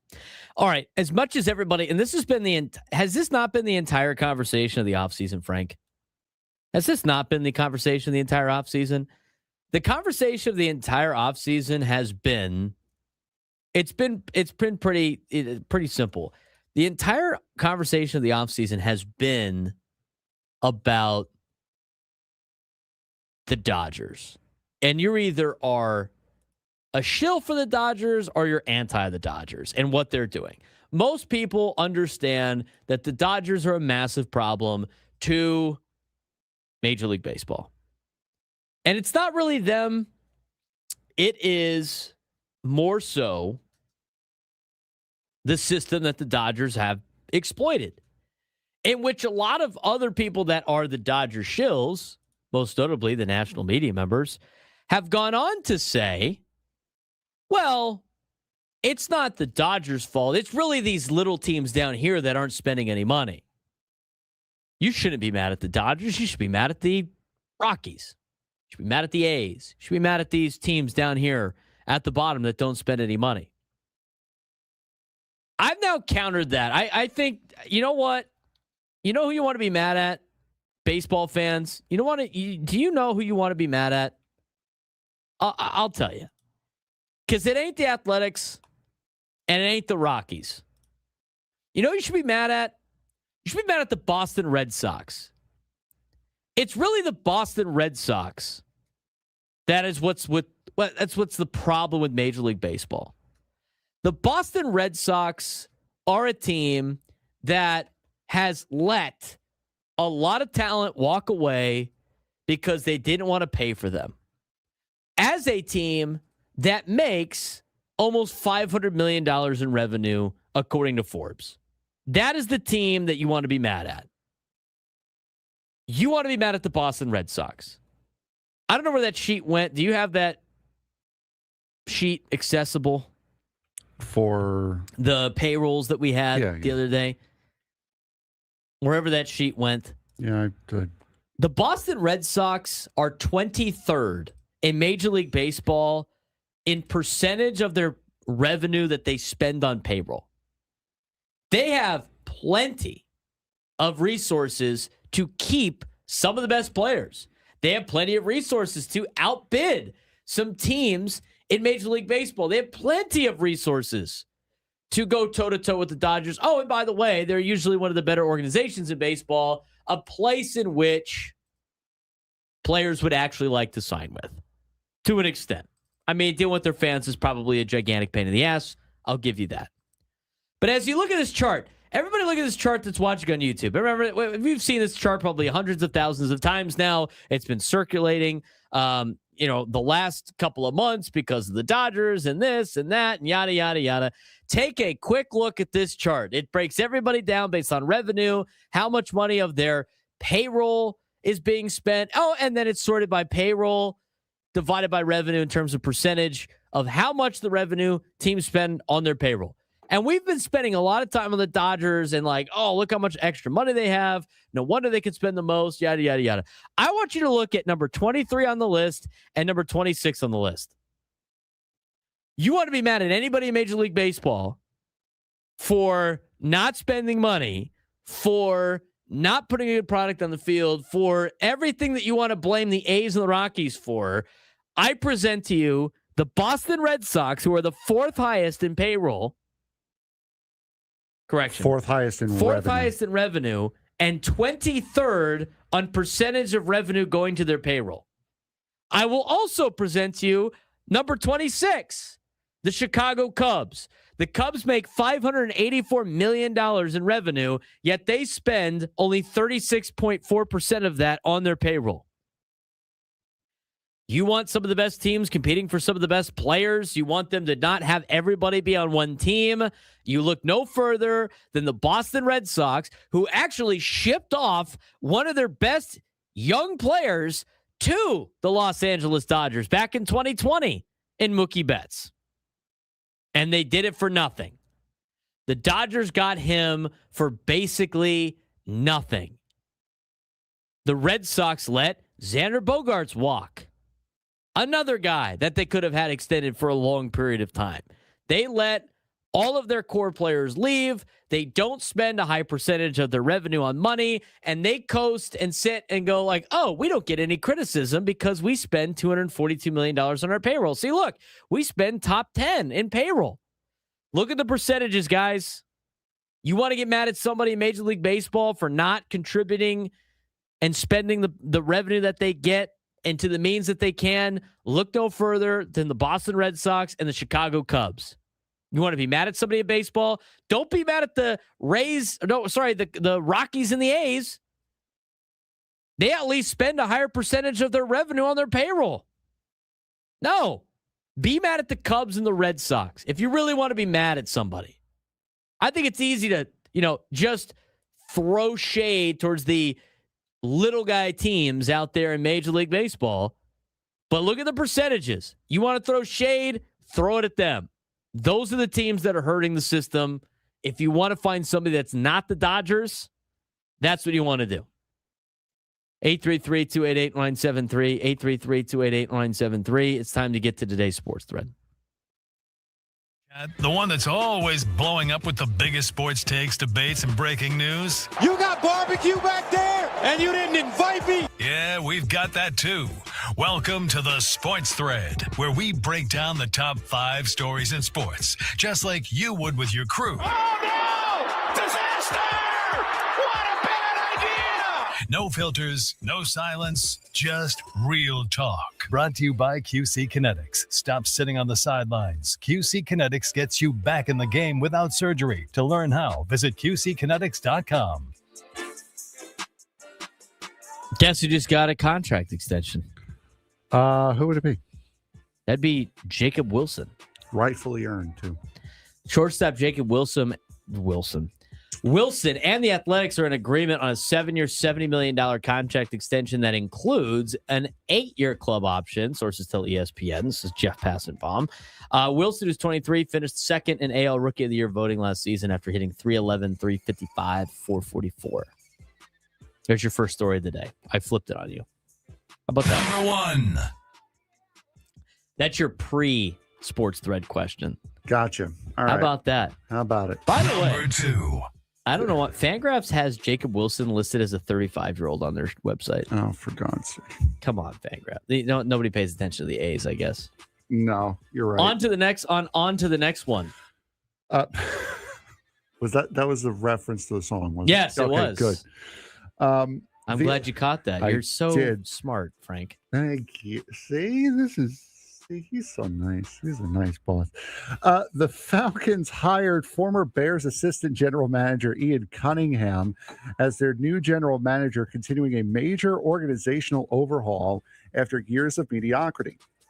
Cunningham, 40, played a key role in Chicago's rebuild and previously won Super Bowls with the Eagles and Ravens, and now joins the president of football, Matt Ryan, and coach Kevin Stefanski in Atlanta. A Georgia native and longtime Falcons fan, Cunningham said he is eager to help restore winning energy to a franchise that has not made the playoffs since 2017. Is Ian Cunningham the right long-term architect for the Falcons, or does the success of this rebuild hinge more on Matt Ryan and Kevin Stefanski getting it right on the field? Well, Matt Ryan's not on the field anymore, so Well, as far as getting players to play on the field. Okay. I don't know. This seems like a better question for Adam Klug with Ian Cunningham. But Ian Cunningham is an executive who went to Virginia for school. He was undrafted in the NFL draft. He played offensive guard. He spent his time playing with the Chiefs a little bit, and then he went into operations. Learned with the Ravens. He was with the Ravens from 2008 to 2016, personnel assistant, area scout. Then he went to the Eagles and was with the Eagles as the director of college scouting, assistant director of player personnel, director of player personnel. He was with the Eagles from 2017 to 2021, and then assistant GM with the Bears the last handful of years. And the Bears have started to turn things around a little bit in the last couple of years with a lot of the moves that they made. So from that, I think that he was trained properly. I like the organizations that he was with before he ended up going to the Bears. I think the last 2 years for the Bears have been a lot better in the way that they have built the team. And so I like this hire from an Atlanta Falcons perspective. Whether or not Adam Klug does, that remains to be seen. He is the fan of the Falcons, but I don't mind this move for Atlanta and a great opportunity for him to be a general manager. We'll see if he pops up in the chat. Number 3. The Eagles hired former NFL quarterback Sean Mannion, 33, as their new offensive coordinator. Carlsbad Lancer, Sean Mannion, by the way. Betting on a young, fast-rising coach with limited experience. Mannion coached 2 seasons, most recently as the Packers quarterbacks coach, working with Jordan Love, and played 9 years in the NFL after being drafted by the Rams in 2015. Philadelphia pivoted to Mannion after missing on veteran candidates, hoping his modern offensive approach can revive a unit, words, that struggled in 2024 and is now in its 5th offensive coordinator since Jalen Hurts became the starter. Is hiring an inexperienced but, quote, bright young mind like Sean Mannion a necessary gamble for the Eagles, or another risky reset for an offense desperate for stability around Hurts? I mean, he's got very limited experience as he's never been a coordinator. I mean, he just got out of the league in 2023 as a backup quarterback, the Oregon State Beaver. It's definitely a risk. To me, for a guy like Jalen Hurts, I think you need somebody better than Sean Mannion. But you know what? See if he does well. I don't really like the hire too much. I think it's okay. I don't like the Eagles too much. Nobody really likes the Eagles, But anyway. As you do. Yeah, somebody's like, you're looking at the wrong player. I'm not. Jacob Wilson, 35 and a half years old, according to Fangraphs, which I know is wrong because he's young. Why would they give a 35-year-old a 7-year deal? That'd be kind of A's of them, wouldn't it? New lunchtime hour when we come back. Braden Surprenant Show, San Diego State Sports Station 97 through the Fan.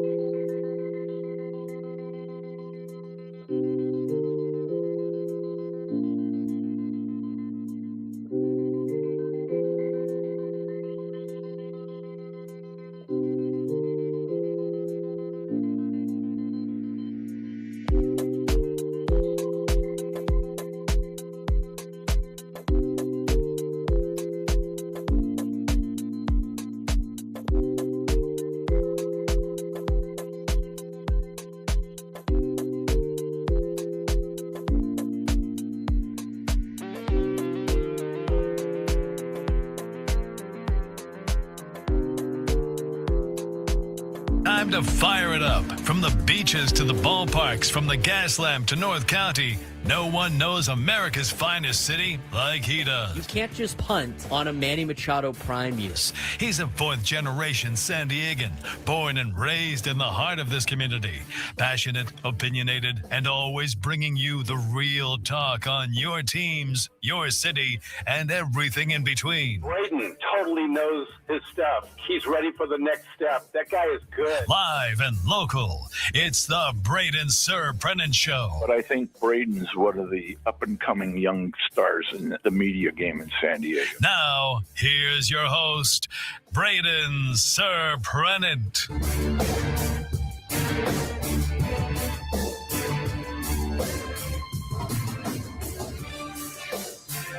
Jacob Wilson, aged 12 years, playing for the Athletics. That's all I need to know about playing for the A's, I guess. Those minor league amenities will kill you every time. Now you definitely sound like you got something in your nose. Yeah, I do. It's not a Friday show without one of us getting a bloody nose. Apparently. Exactly. Well, it is dry. It's hot outside. It's, the change in the weather again here in San Diego, surprisingly. So it makes a lot of sense. My allergist will be thrilled to death to hear about this. Oh, no.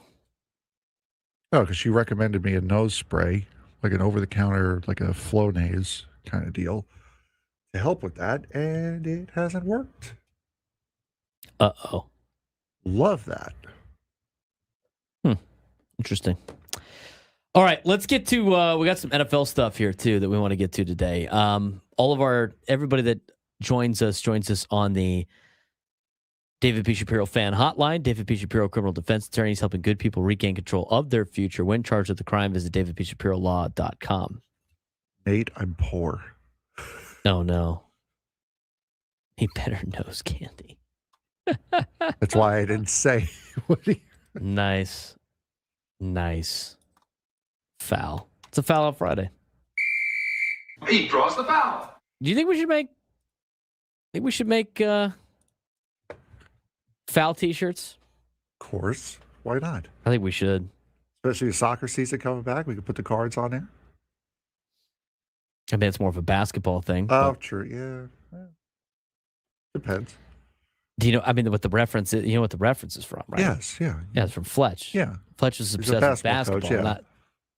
It wasn't a basketball No, coach. yeah, He was just obsessed with basketball. Yeah, I know it. Yeah. He draws the foul. By the way, speaking of being obsessed with something you're not actually participating in, Okay. have you seen this one guy? I think I may have sent it to you on Instagram. There's a reel of this guy going around now who just got arrested in New York City. This seems oddly specific to you.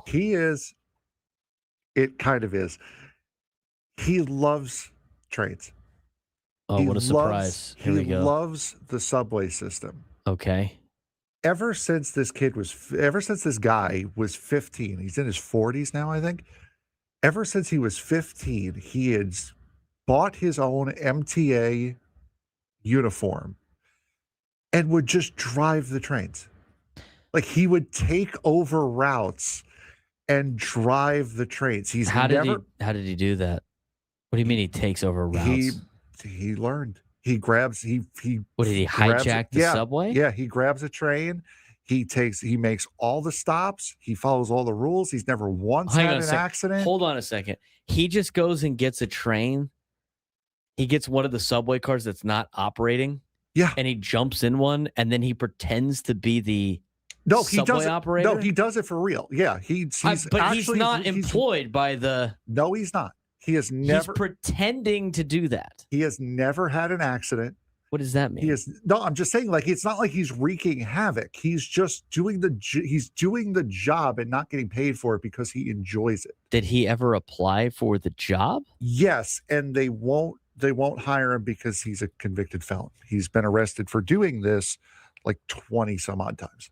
Wait a minute. Hang on a second. He does know how to draw, if that helps out any. Hold on a second. Let me rewind. Okay, we got a guy in New York that really loves being a subway operator that never once. He loves. Did he first apply, or did he start off his career by just hijacking subways. He started doing this apparently when he was 15. So Okay, he would not have been he would not have been legally allowed to be hired. So he started participating in Grand Theft Subway. And then he just started driving subway cars around like it was a video game. And he got arrested for that when he was 15? I don't know when he's been arrested. You said he got arrested for this 20 times? Yes, he's been arrested for this 20 times, upwards of 20 times. Maybe he could have just waited like 3 years and then applied to just do the job. Listen, I don't know, man. I don't know how you're like justifying this, right? I'm not justifying it. You were making it sound like, hey, good for this guy for Honestly, hijacking a subway. No, what I'm saying and he's doing the right. Well, he's just doing the job, and he's not getting paid for it. It's the criminal version of Sheldon. I don't watch that show. Big I know what. No, I know you know. They play the reruns on KUSI. But I'm saying, just like he's had a perfect, flawless record. Like if there's a signal broken, he'll fix the signal. Like if there's he's had a perfectly flawless record aside from the fact that he has hijacked, the fact that he's stolen he's not employed subway trains in New York City. At this point, if you're MTA, if someone from MTA is listening, I know you're not. Just hire my man's at this point. Like, I mean, because he's shown he's going to keep doing it. And he hasn't caused any problems. As a matter of fact, he's fixed a couple problems for you guys from what I read. Just make my man's dream come true. I agree with Juan Ruiz. They should probably make a movie out of this. Yeah. I mean, they made a movie. I saw a movie the other day with Channing Tatum in it. And I forget the name already. It was good though. Channing Tatum. Let me look up his last couple movies here. Yeah, Roofman. Did you hear about that story? No. So like Channing Tatum it's based on a true story. This guy, he was ex-military and he needed to he wasn't making any money doing any stuff, and then he started using his training to just rob McDonald's. But he would do it going into the roof. So he was a divorced U.S. Army veteran living in North Carolina. He struggled to provide for his 3 young children, and he cuts into a McDonald's fast food restaurant. And the whole thing, he was the nicest criminal. Uh-huh. So what he would do is he would rob the place. He would be very polite, and he would tell the McDonald's employees early in the morning, they'd go sit in the freezer. He'd make sure they get their jackets first. Get your jackets, get in the freezer, open up the safe, and then he would steal the money, and then he would call the cops to get the people out of the freezer. No, he's not a relative, Clay. And then he would get out, right? And then, he ends up, I think, getting arrested, and then I think he does it again later, and then he ends up living in a Toys R Us trying to hide out, and that's kind of the premise of the movie. Yeah. Without me giving it away, but it's pretty good. He was a nice guy, but he's still doing criminal things. You can't allow this man to then just start working at the subway. That's not how this movie ends. If he's doing a better job than anyone else driving a New York City subway, then give it to him, which honestly is not a hard bar to clear. That sets a very bad precedent for safety in a lot of things. In New York City if subway, you just hijack one of our subways and you do a good job doing it on your own, then it's okay. So now you're going to have a bunch of people just trying to hijack sub. Why apply for the job, but I can just hijack the subway and then do it myself? I want to say this now. Obviously, if you are a rail fan the way I am, please do not go and try to prove that you're good enough to do the job. You know what? This is starting to make a lot more sense. Stealing an MTS trolley. Do not do that. Do not take over a bus and start doing bus routes. Do not do that. There are better, more legal ways of doing things. That is not one of them. It's just an interesting story. It's just a story that I found interesting. Yeah, you can't have people. Yeah, do not hijack public transportation for your own benefit. Do not do that. You can't have somebody that wants to be a bus driver, pilot, any type of commercial, especially pilots. You can't have them just try to prove it, Frank. I don't care how good this guy was. It's called a simulator. He's obviously a little crazy. Because he continues to do it over and over and over again. I said he knows how to draw. This is a crazy story. I can't. I'll show you the real during the break. We're kind of like I'll show you the justifying this poor guy. You know what? This makes a lot of sense. The New York City subway. This makes a lot of sense. You want to know why this makes a lot of sense to anybody out there? When we showed up to Baja Ricks for the playoff show at Baja Ricks, BNSF started to roll through, and Frank had to physically stop setting us up for the broadcast to go look at he physically stopped the setup. I physically stopped because one, the trade was going by, but number two, promotions He said, hang on, I gotta stop. Promotions was putting the tent over us. No, I did not. I never left the area. He started to walk away, and he was mesmerized by the train. He was thinking about it. He was thinking about boarding the train and driving himself. This makes sense now. I know how to do it. Of course, I'm sure you do. My God. There are simulators that are purchasable. You know what? You need to go apply that I have had to be the guy that drives the little train by the zoo. You need to apply to do that job. You need to start there, and then you got to apply. You got to volunteer to work at the train museum. I'm surprised you haven't done that yet. No, because I would need to get paid for that. See, you got to start somewhere. There's knowledge that you got to start somewhere. Knowledge that needs to be paid for. I'm sorry. You have to start somewhere. Volunteer in the community. Help out the young. That's what Tuesday was for. The little Franks that roll through the train museum that want to be like. That's you know what you could be helping out a lot of people. I think we're onto something. And as a resident of San Diego now, I guess you don't have to pay for parking at Balboa. This is great. We have a great idea. Oh, we won on that. The people won on that? It's still in the works. Oh, why'd you get all? You got us all excited. The latest report I heard was that people were upset, as they should be, because they should be. It's a sham. I don't want to get into politics, but they decided to step back a little bit. Well, residents don't have to pay. All right, we're in the right direction here. We're stepping the foot in the right direction. No one has to pay. You know what? Don't start this show on parking fees, and don't start the afternoon show on bike lanes. Have you heard Chris Ello's bike lane spiel? I have not. I don't want to hear it again. Sure, I share his same feelings, and my mom is now just barraging me with tweets and gifs, and as she making should. Fun of me. I'm telling you, you should do it. What else are you doing? This is a way your for you. Mom know what? Sticks up. Your mom sticks up for you. Mine makes fun of me. Mine makes fun of me too. I just don't repeat those on air. You know what? We're on to something here with you, Frank. What else would you be doing? What else would you be doing if you were not? You go home. You remember, you want to get out more. You want to do more things. You'd be doing that. You're doing that for free anyway. Why don't you do something that's fun for you that benefits the community by teaching the young people and teaching the people that are interested in trains about? I think you should find a way to volunteer at the train museum. Or figure out how to be the guy that drives the train around out right next to the zoo.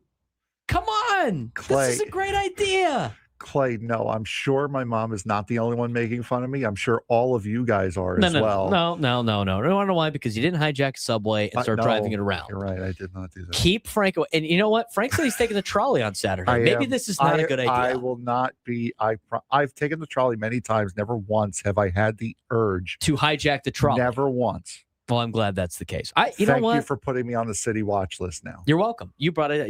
You know what? You were projecting. Based on this particular story. What's wrong with you volunteering at the train museum? I think this is a great idea. You could drive one of those Old Town trolleys. No. I'm telling you, we're getting you out there more. In 2026, we're going to let you help the community. I agree, Clay. We're not laughing at Frank. We're laughing with Frank. And kind of at him. SD Mike, we could all be volunteer EMTs, firefighters, and police, because that's how Frank apparently thinks you get a job. You could be a volunteer firefighter. Yeah, you have to pass training against it. This is why there's training in different, because you can't just have people like, oh, I'll give it a shot. That's a crazy story. 833-288. He could drive the train at the Plaza Bonita Mall. Hey. I almost got run over by that thing. You know what? Yeah, I may as well. You know what? Show them how it's done. We got to look up how to volunteer at the train museum. Does anybody work at the train museum that listens to our show, get in contact with Frank. We got to get him down there. You would have a blast. You could help build the tracks and stuff. You would get me down there because I would be because it's in the basement of one of the buildings. So yeah, which again, a little on the nose to put the train museum in the basement of one of the buildings in the museum. Little on the nose. I'm just saying, I feel like this is a great opportunity for you. Like, do they have Craft Taco? Not I mean, in they that open up a building, Craft no. Taco, you'd be definitely in it. Not in that building. Yeah, hang out with all the 90-year-old volunteers. It'd be great. All right, Mom, I get it. Please stop sending me. I think this is stop sending me Frank, gifs. I think this is a great idea. I really do. I think this is a great idea. Then you could walk the Craft Taco. I could. Why didn't we think about this sooner? This could have ended the Craft Taco bit like in the middle of the summer. I like this. I'm glad you brought this up. I'm going to look into this for you. You know what? I might volunteer. I was just volunteer for you. No, you're going to volunteer with me because you're doing if we're doing this, we're doing it for content.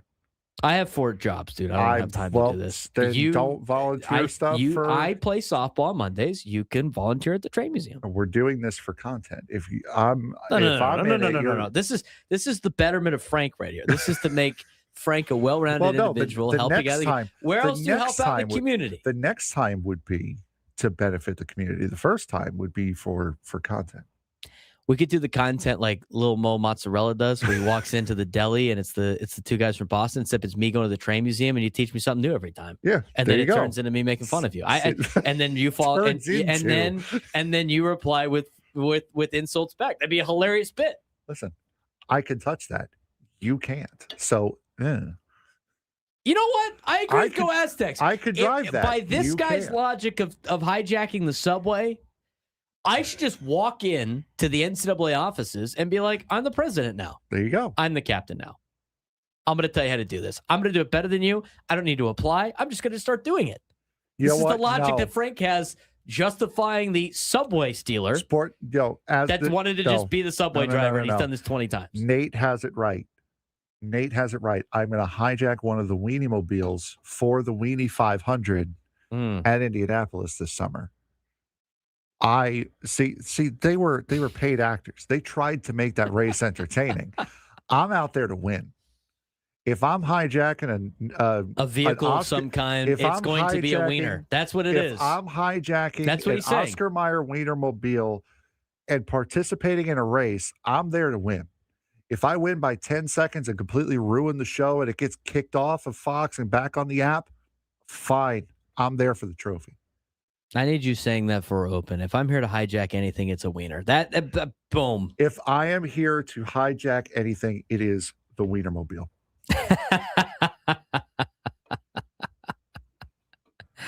Add that to one of our beds. 100%. We got to take a break. Vincent Chula Vista, stay on hold. We're going to get to you when we come back. We'll talk about some of the big moves that could be made. There's some trades in the NFL that could be made that could benefit a lot of teams. Who's on the trading block? We'll tell you next.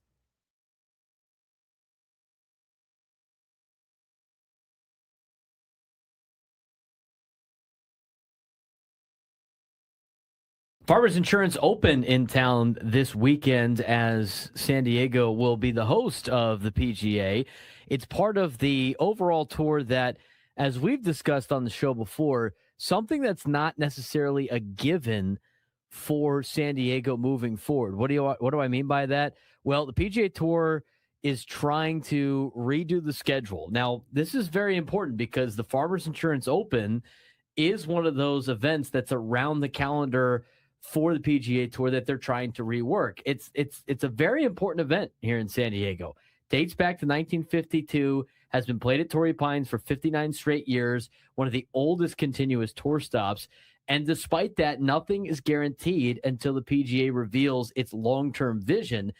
This is something that is a tournament that is so recognizable here in San Diego, but also for the rest of the United States, and something that definitely needs to continue on the new PGA Tour. But the big problem is for the Farmers Insurance Open, if and when it comes back, which I think is going to come back, it has to have the new name and a new title sponsor. But this is a tournament that has to be part of the PGA Tour. Yeah, absolutely. 100%. It is, as we said, it's been so iconic for San Diego. Dates all the way back to 1952.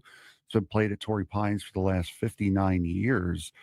it's the perfect open to a season. I mean, when you really think about it, this is where the PGA Tour season really starts. I know it's not the first official stop, but when you think about when the golf season starts, Torrey Pines in San Diego, whatever the tournament's name may be, is where you think of.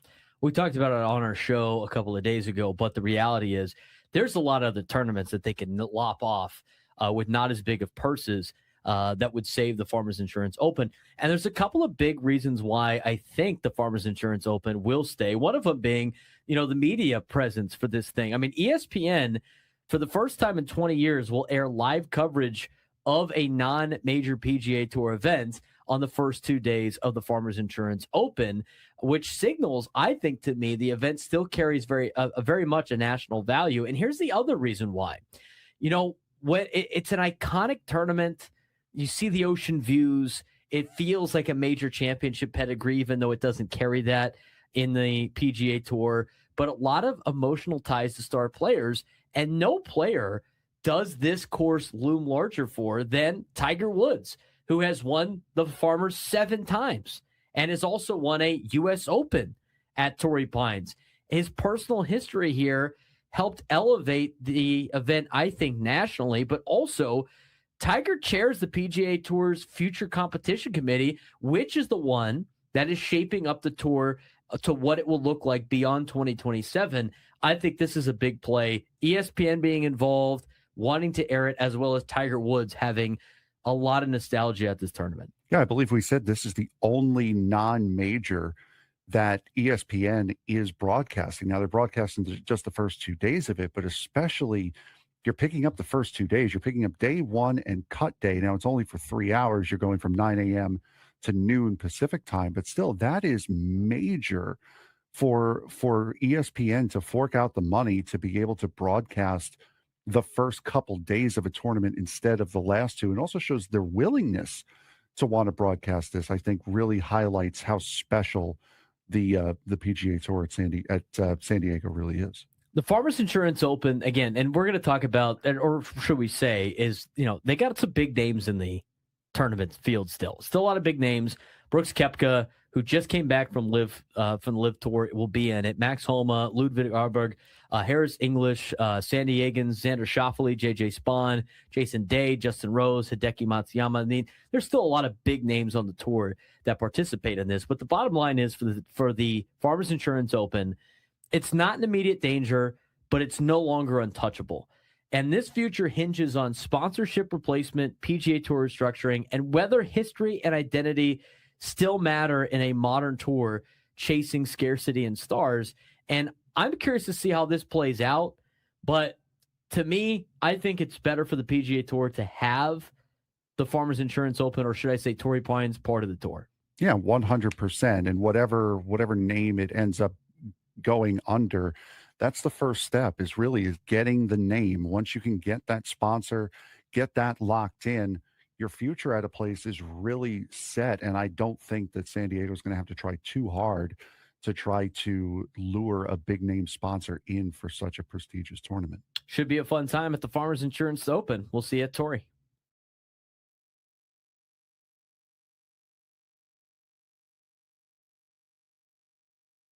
All right, Frank showed me the breakdown. You know what? I think this is a great opportunity for David P. Shapiro criminal defense attorneys who sponsor our hotline.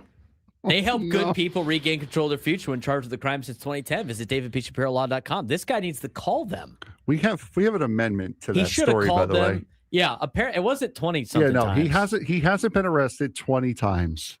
That was a little overblown. He's been arrested 32 times for doing this. And sent to maximum security prison. And it's not just subways. It's like buses. It's like every form of New York City public transportation he has done. Yep. And he does everything to the book. Yes. Mm-hmm. But they won't hire him because he's got a criminal record. They should just make his prison sentence driving these buses around. Or subways. You don't have to pay him. It's called community service. Yeah, you wouldn't have to pay him, so you wouldn't know he wouldn't know the difference, and there you go. And Frank was backing him. I'm telling you, David P. Shapiro Law. If they would have called him, maybe he could have turned it into a job. I wasn't backing him. I brought it up initially as this. Here's a wild story. That's what I brought it up as initially. It's not promoting the guy and not promoting what he was doing. It was just like, hey, this is crazy. That is crazy. 833-288-0973, 833-288-0973. Let's get out to Vince in Chula Vista. Vince, what's going on, man? Long time no talk. Absolutely, boys.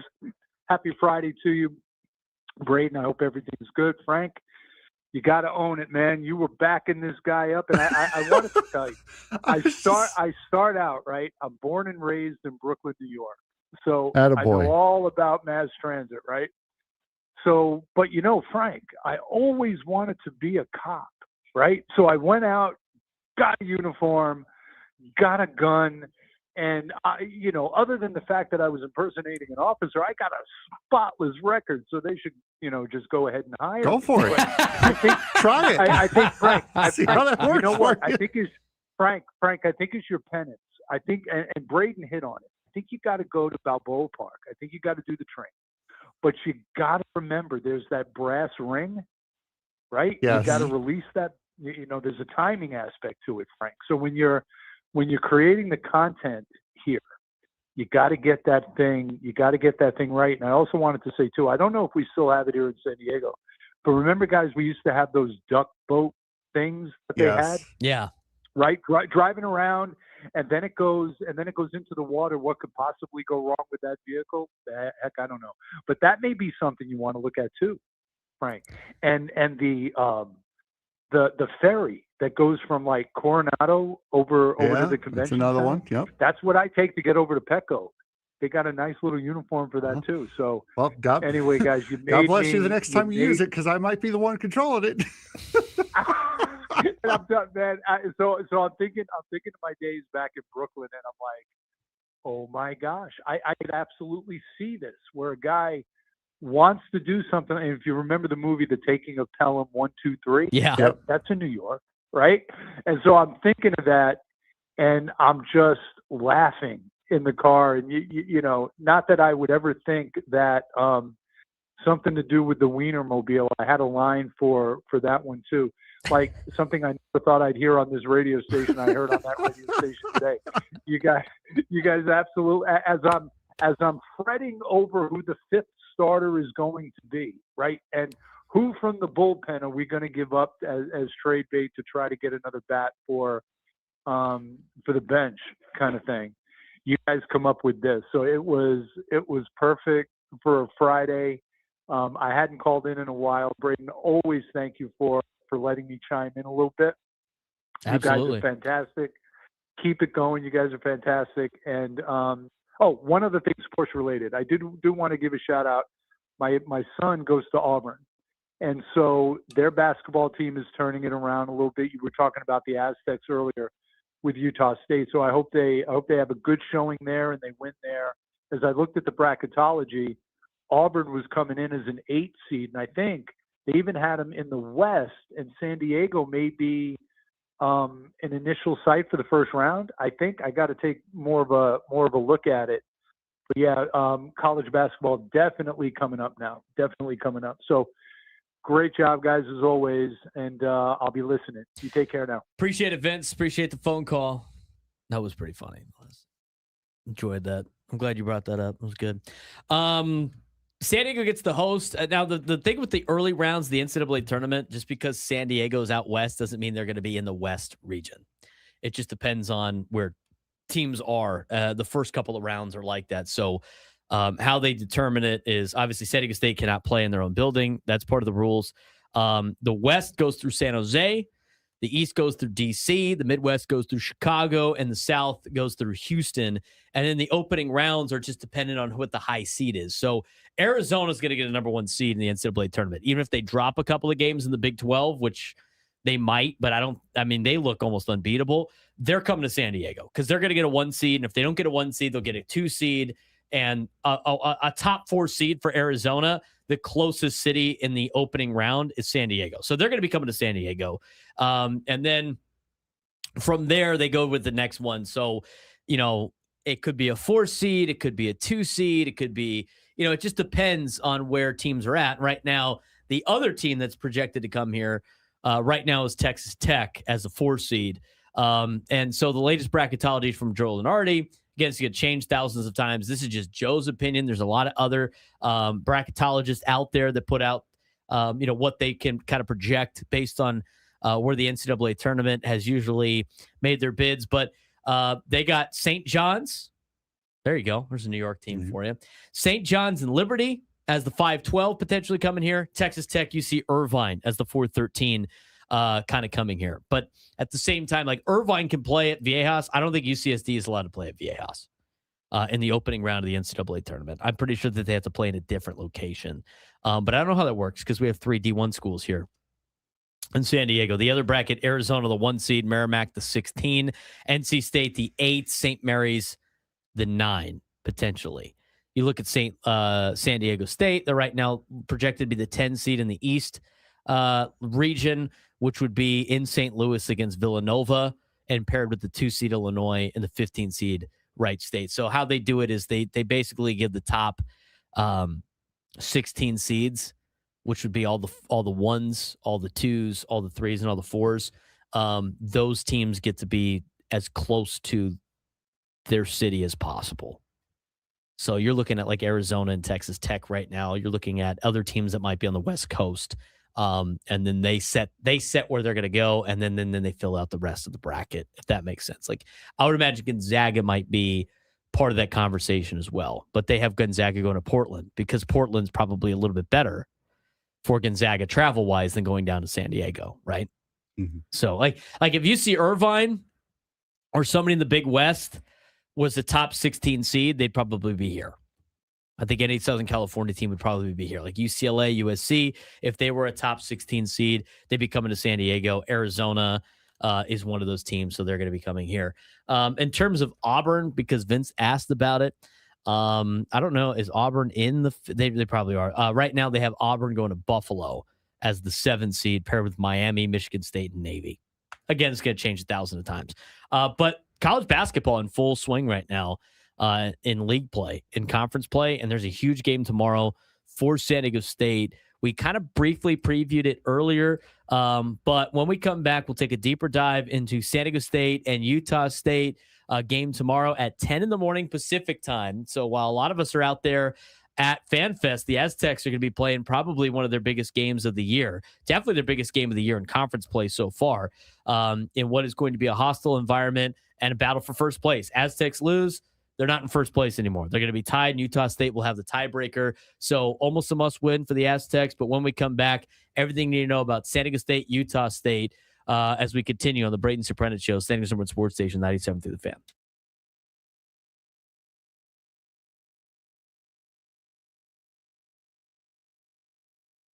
San Diego High School sports, we're officially in that sweet spot right now of the winter season. League races are tightening up, playoff positioning starting to matter, and stars are showing up across every sport, from basketball and soccer to wrestling and water polo.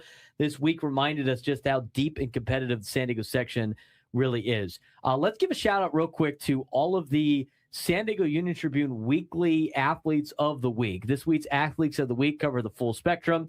Eileen Shin of Bishop's Water Polo. She was a flat-out dominant this week. 8 goals on 9 shots to push Bishop's to the top of the Western League. That's efficiency and leadership in a rivalry game. Olivia Deanda, Cathedral Catholic girls soccer player, continues to be a difference maker. She scored in 3 straight wins and now sitting at 10 goals on the season as the Dons surge.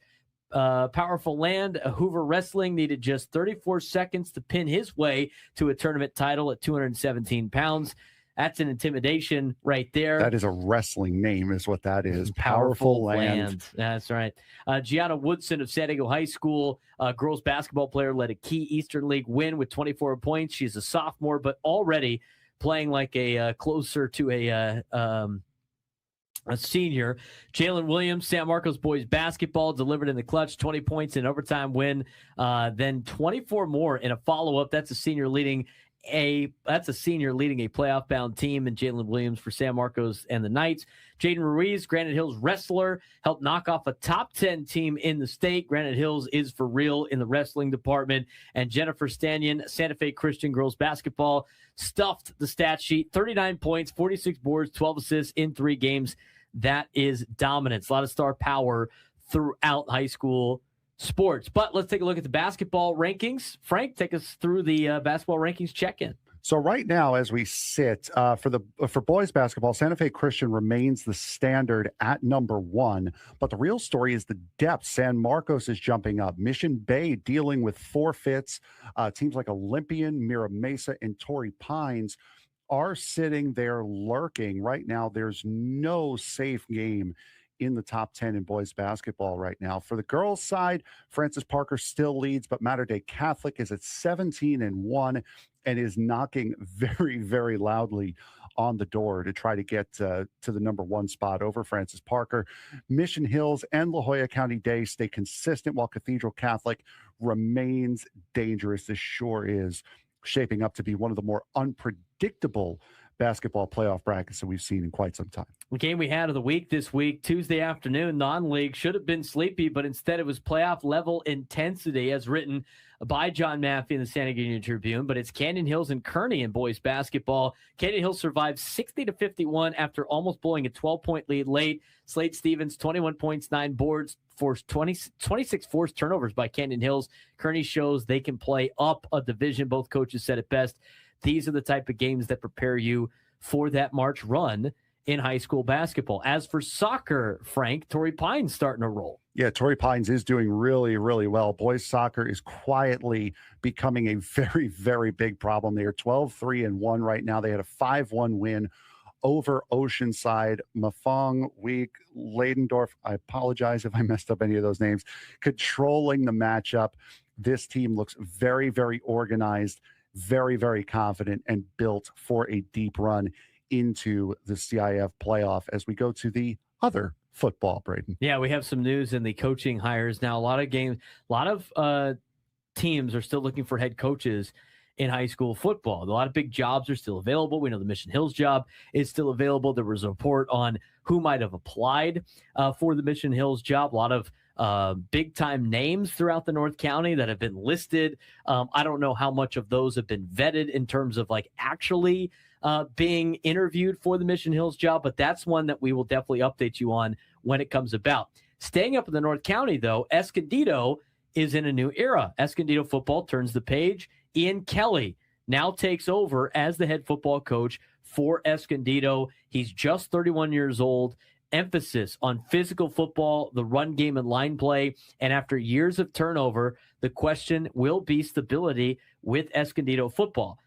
With them finding a job, apparently out in the desert, Brawley is now looking for a head coach. The Brawley head coach has stepped down, so another opening spot in the carousel. I do want to mention, Wednesday night, big night in girls soccer, San Marcos hosting Mount Carmel and Tony Gwynn Jr.'s daughter tonight, so on Wednesday night. So that should be a good matchup to look forward to this week as well. That's our high school update. We'll get you more next week.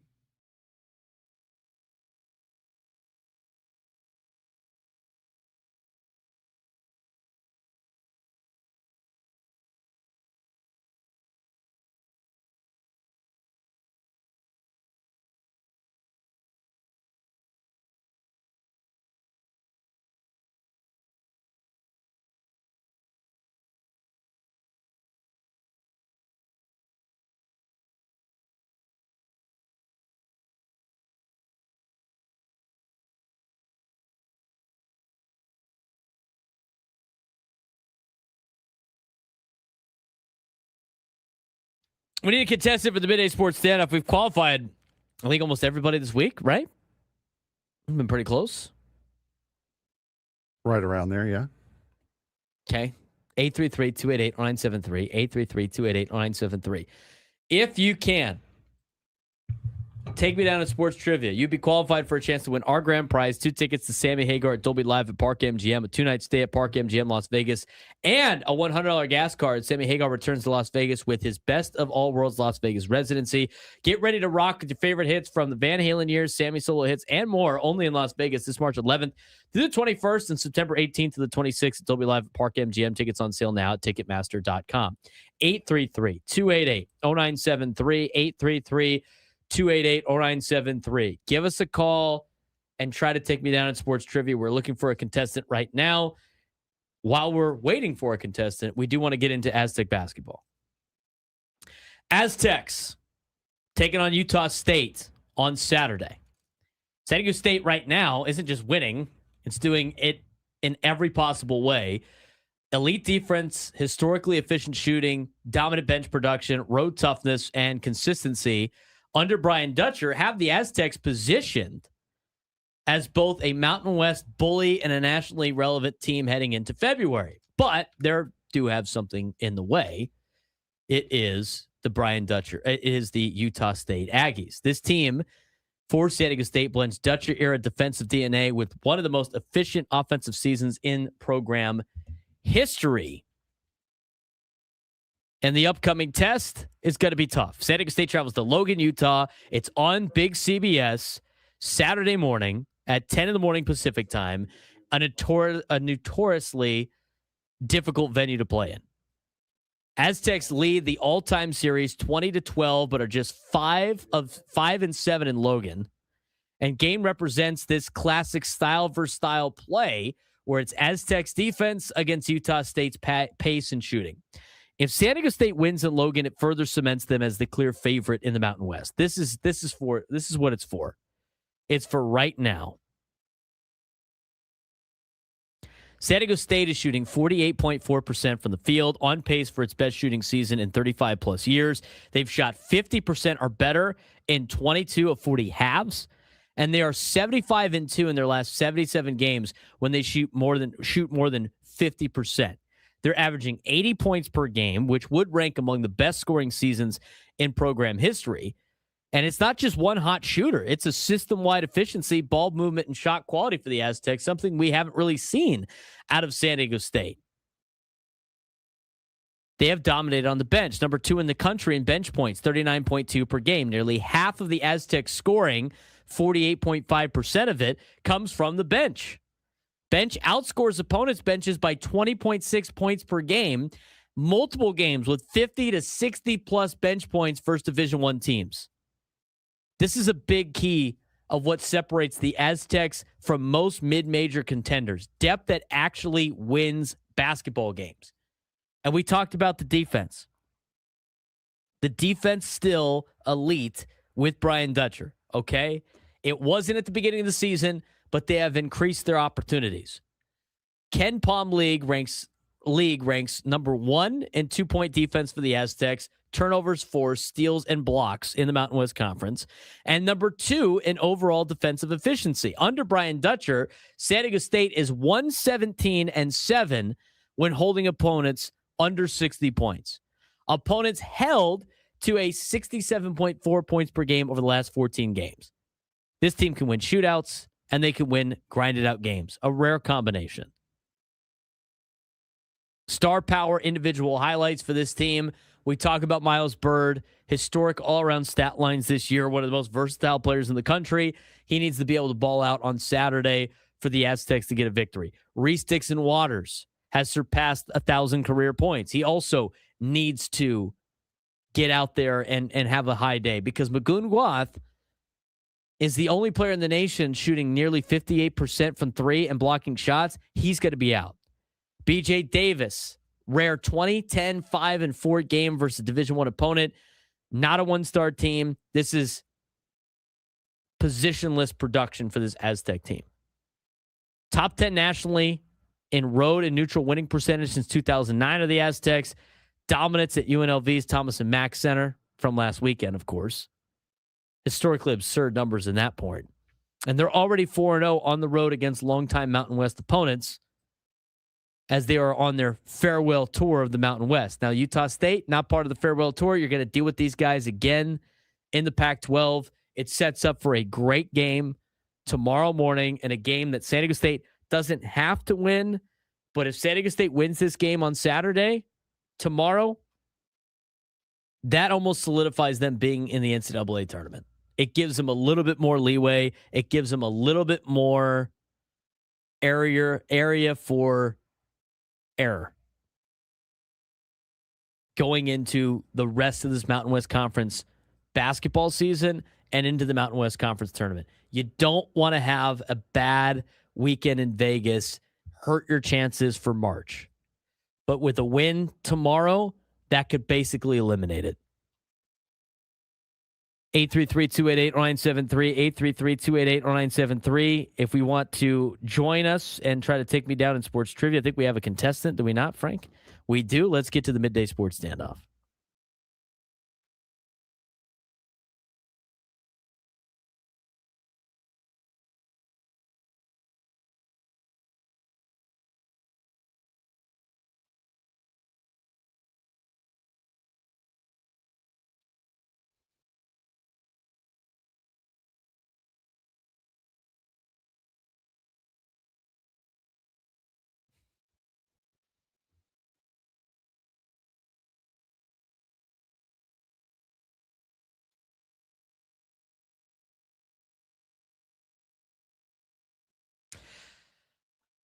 All right, Frank, who we got playing today? We have Derek in Claremont today. Derek, how are you doing today, bud? Derek, are you there? Took a second before. Derek, hello? Oh, nope, there he goes. Let's see if we got, maybe you got one there. Let's see if... Give us a call. You might have a chance. Jump in. Try to win a trip to Vegas. See if he calls back. Our contestant has fallen off. 833-288-0973. 833-288-0973. I want to know how Harleen Susana gets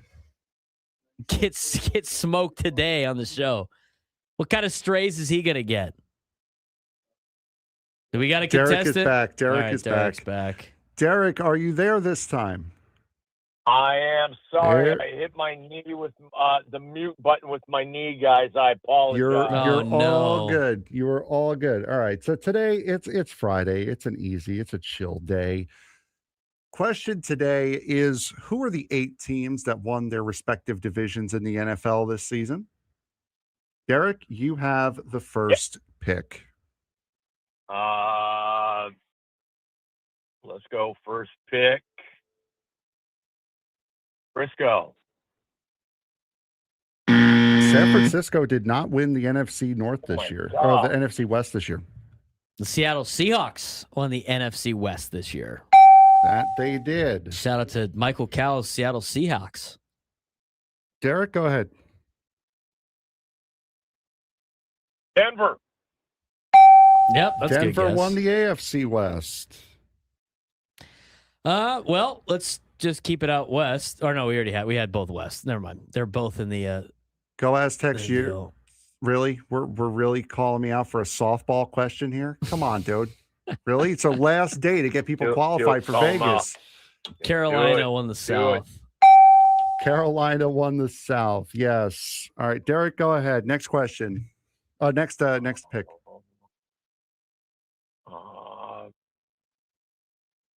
Having brain cramp here, fellas.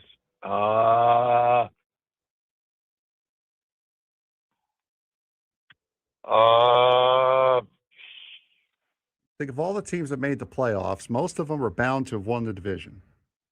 8 of the 12 won the division, or the 13, whatever it is. 14 teams that make it. Oh, I need an answer, man. Yeah, we're coming up. Sorry, guys. All right, we'll give you a little bit more time here. Braden, go ahead. The Jaguars won the other South. They won the AFC South. So we have both West and both South taken. So we're looking for the 2 North division winners and the 2 East division winners. Maybe that will spark Derek. Yeah, the Patriots. There you go. There we go. Back now. We're still alive here. Braden?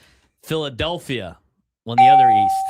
They did. All right. So Braden now has 4, which means you're still available for a tie. But if he gets the next one right or if you get the next one wrong here, it's more or less, it will be over because you have 2 strikes on you. Pittsburgh. Yes. Pittsburgh did win it. So now we are hoping to see if Braden gets the next one wrong here. The last one is the NFC North champion. Yes, it is. The Bears.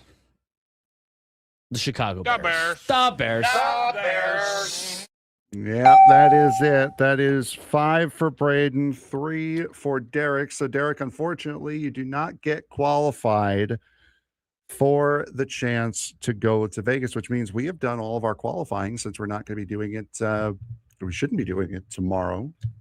No, we're not doing any. No, so, yeah, that means all of our qualifiers for January are done. Sometimes it's like, yeah, it should be done. We'll find out what the new deal is. But to everybody that's participated, good luck. Still waiting for my New Kids on the Block winner email.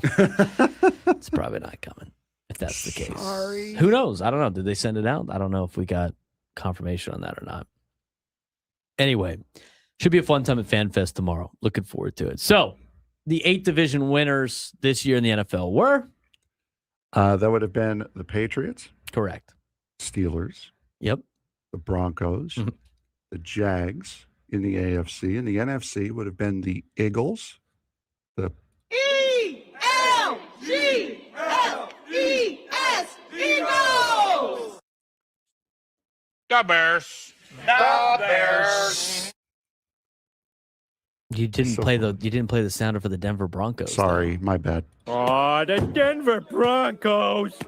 Too bad the Colts didn't win the division. We could have had like a clean sweep. Yeah, we were on a good roll with drops for certain teams, having some very successful seasons.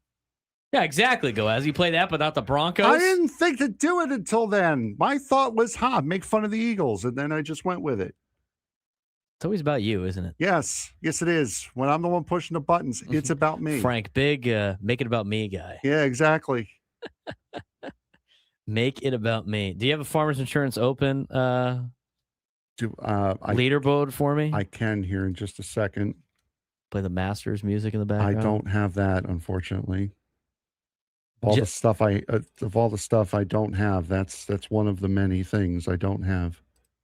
Jeez, Justin Rose is now 15 under. Yeah, something tells me that the weather is helping. Well, that or his day on the North Course yesterday wasn't a fluke. So Rose currently through 11, he is 5 under for today, 15 under par. Period. Seamus Powers currently sitting at 10 under. He is 3 under on the day, on the 13th right now. Justin Lower is also 10 under. He is through 9. He is 1 under on the day. Siwoo Kim currently sitting in 4th place. He is 19. He has gone up 19 spots on the leaderboard. He is 5 under through 8. 9 under total for the tournament. Looking through some of these names, Hideki Matsuyama, who had a hot start to the day, has really turned it around for the negative. He is 1 over par, 7 under for the tournament, down in 11th. Grazerman is 2 over par today. It's 6 under. He's tied for 16th. Looking through, Adam Scott is 1 under on the day. He is 5 under par. Tied for 23rd. Looking through for some of the bigger names. JJ Spawn is not doing so well. Local product JJ Spawn from San Diego State was, I think, 1 over or 1 under today, but that puts him at tied for 116th. He's 1 under through 7. He's +2 for the tournament. Brooks Koepka's 3 under today through 8. He's 2 under par overall. Tied for 61st at the moment. I got to see where the projected cut is. They said somewhere in the top 64-ish. I mean, they usually have the cut should start. Projected cut should start showing up on some of these leaderboards. Projected cut is going to be right now is 2 under. So you got to be. Schauffele's 1 under at the moment. He's 2 under on the day. He's 1 under total. him, the reigning champion. Harris English is 1 under. I mean, these are guys that are going to have to turn it around here and get things going. Now, Shoffley and English are both through 7 today, so they have time to make it up. It looks like the projected cut as of right now is going to be 2 under, so English and Shoffley are a stroke behind that and at risk of getting cut right now. It looks like Patrick Cantley's on pace, Tony Finau, Jason Day. Did you say Brooks Koepka just barely making the cut right now? But, man, is Justin Rose just kicking ass today. 5 under today, through 11, 15 under for the tournament. 4 under now. He actually just bogeyed. Oh, South Course fighting back a South little Course bit. getting them at the 12. That's right. South Course. You had me in the first half, not going to lie. When we come back, we'll talk about what's going on with the Padres today. Hey.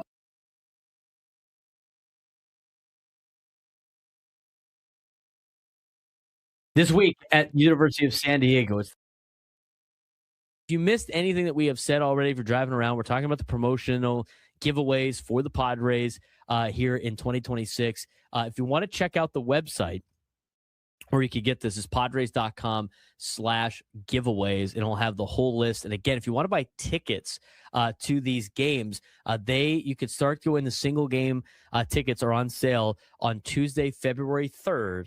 At 10 in the morning. That's the first chance that you have. Obviously, season ticket memberships have priority to do that.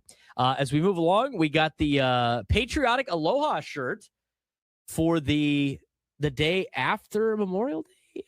I think May 26th. So it's a Tuesday. Maybe it's coming before, but celebrate America's upcoming 250th birthday with the Padres theme patriotic Aloha shirt. Pretty nice. Got the Blue Angels on there. It's got the Padres logo. It's got the Padres military logo on a baseball. Nice little Hawaiian shirt, patriotic, against the Phillies on May 26th. Coming up on Tuesday, June 9th against the Reds. Bogey goes boom bobblehead. You got a Xander Bogaerts finishing his home run swing with his signature gray and maroon bat. So that's pretty cool bobblehead as well. It's presented by Palomar Specialty Insurance on June 9th. So Bogaerts has a bobblehead on Tuesday, June 9th. Coming up on Monday, June 22nd against the Atlanta Braves. Got the Western snapback hat. Kind of looks like a rodeo hat. It's pretty cool looking. It's got San Diego Padres in the Western font, if you will, or San Diego Padres written in Western font with the SD logo in the middle. Pretty cool looking hat right there. That's presented by Petco. First 40,000 fans in attendance will have that one. Again, all of these are for the first 40,000 fans for these, unless I say otherwise. Wednesday, July 8th, Trevor Hoffman bobblehead. He's repping the navy blue 1998 gear. Honor the Hall of Famer and Padres legendary closer with the Trevor Hoffman bobblehead. Presented by Canels. This bobblehead limited the first 40,000 fans, so it's in stride. Trevor Hoffman, kind of a classic look at bobblehead against the Diamondbacks in July. On July 12th, just for the kids, they have the Squeeze Top water bottle, which is a kids giveaway. I don't know if they have that here today because it's a kids giveaway. Again, some of these are for the first 40,000 fans. Some of them are for the first 10,000 fans. It's a kind of little water bottle for kids 14 and under. It looks like an ice cream sundae, which is pretty cool. Tuesday, July 28th. I know a lot of you guys love this one. It's presented by Soapy Joe's The Poncho. Got the San Diego Padres poncho. Looks pretty nice. I like it. I'm sure you'll see a lot of you guys repping that out there at Padre games. That's on July 28th. Bucket hats. Everybody loves the bucket hat. You got a reversible bucket hat, which you have multiple looks for. You have the Padres white home uniform version. You also have the sand away version as well with the swinging friar on it. Multiple looks. Home and away bucket hat will be Thursday, July 30th against the Giants. A 6:40 start, first 40,000 fans. Coming up on August 10th, a superhero pocket tee presented by San Diego Community Power, which is pretty cool. Usually right after the Comic-Con road trip that the Padres have to go on. So a little bit of a superhero t-shirt. Pretty good front and back. It's got that front pocket. Small logo in the front, big logo in the back. It's good style for a t-shirt, let me tell you. Coming up on Sunday, August 23rd, it's another kids giveaway. You can check that on the website. Monday, August 24th, the next day against the Pirates, you got the Jackson Merrill robbery bobblehead. So it's Jackson Merrill robbing a home run with the blue fence right there in his home uniform. It's a pretty cool looking bobblehead. And then this is the best one. You thought you were going to get a secret. You thought you were going to get a secret. You thought you were going to find out about the City Connect uniforms. Well, we have the bobblehead for the City Connect uniforms. It just hasn't been painted yet. They're not going to display that until the new City Connect uniforms are out. But they have the Fernando Tatis City Connect bobblehead presented by Big Bully Turf. That will be on Tuesday, September 8th against the Washington Nationals. Dressed in the Padres City Connect 2.0, the Tatis City Connect bobblehead presented by Big Bully Turf channels Nando's flair at the plate, limited to the first 40,000 fans in attendance. Dynamic details of this bobblehead will make it a centerpiece for your collectibles. Again, we don't know what the City Connect uniforms are yet, but that is what that will look like. 1 o'clock on the Fan means only one thing. It is time, Frank. You know what it's time for? It's time to take a train ride. Time for you to steal a Subway and not the sandwich. It's time for me to practice with the Wienermobile. That's right. If I'm going to hijack anything, do you have that drop already? I got to get it ready again here. Folks, you will be hearing this in a new open at some point here. If I am here to hijack anything, it is the Wienermobile. There it is. I love it. A picture of you driving the Wienermobile at the they need a Wienermobile street race at NASCAR in Coronado this year. Yes, they do. Again, I'm there to win. I don't care. I don't care about entertainment. Let Frank be the celebrity driver. See how good of a driver he is, not just virtually.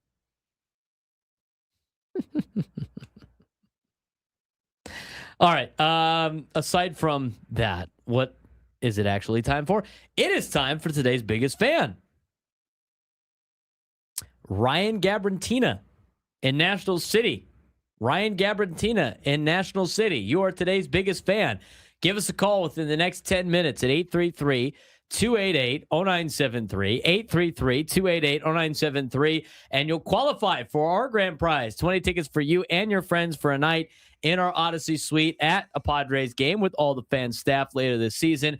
Catered by Spiro's Mediterranean Cuisine. Remember to register your name at 973thefansd.com/biggest fan. Ryan Gabrantina, National City. Gabrintina. Gabrantina. Ryan. National City. Give us a call. You got 10 minutes. 833-288-0973. 833-288-0973.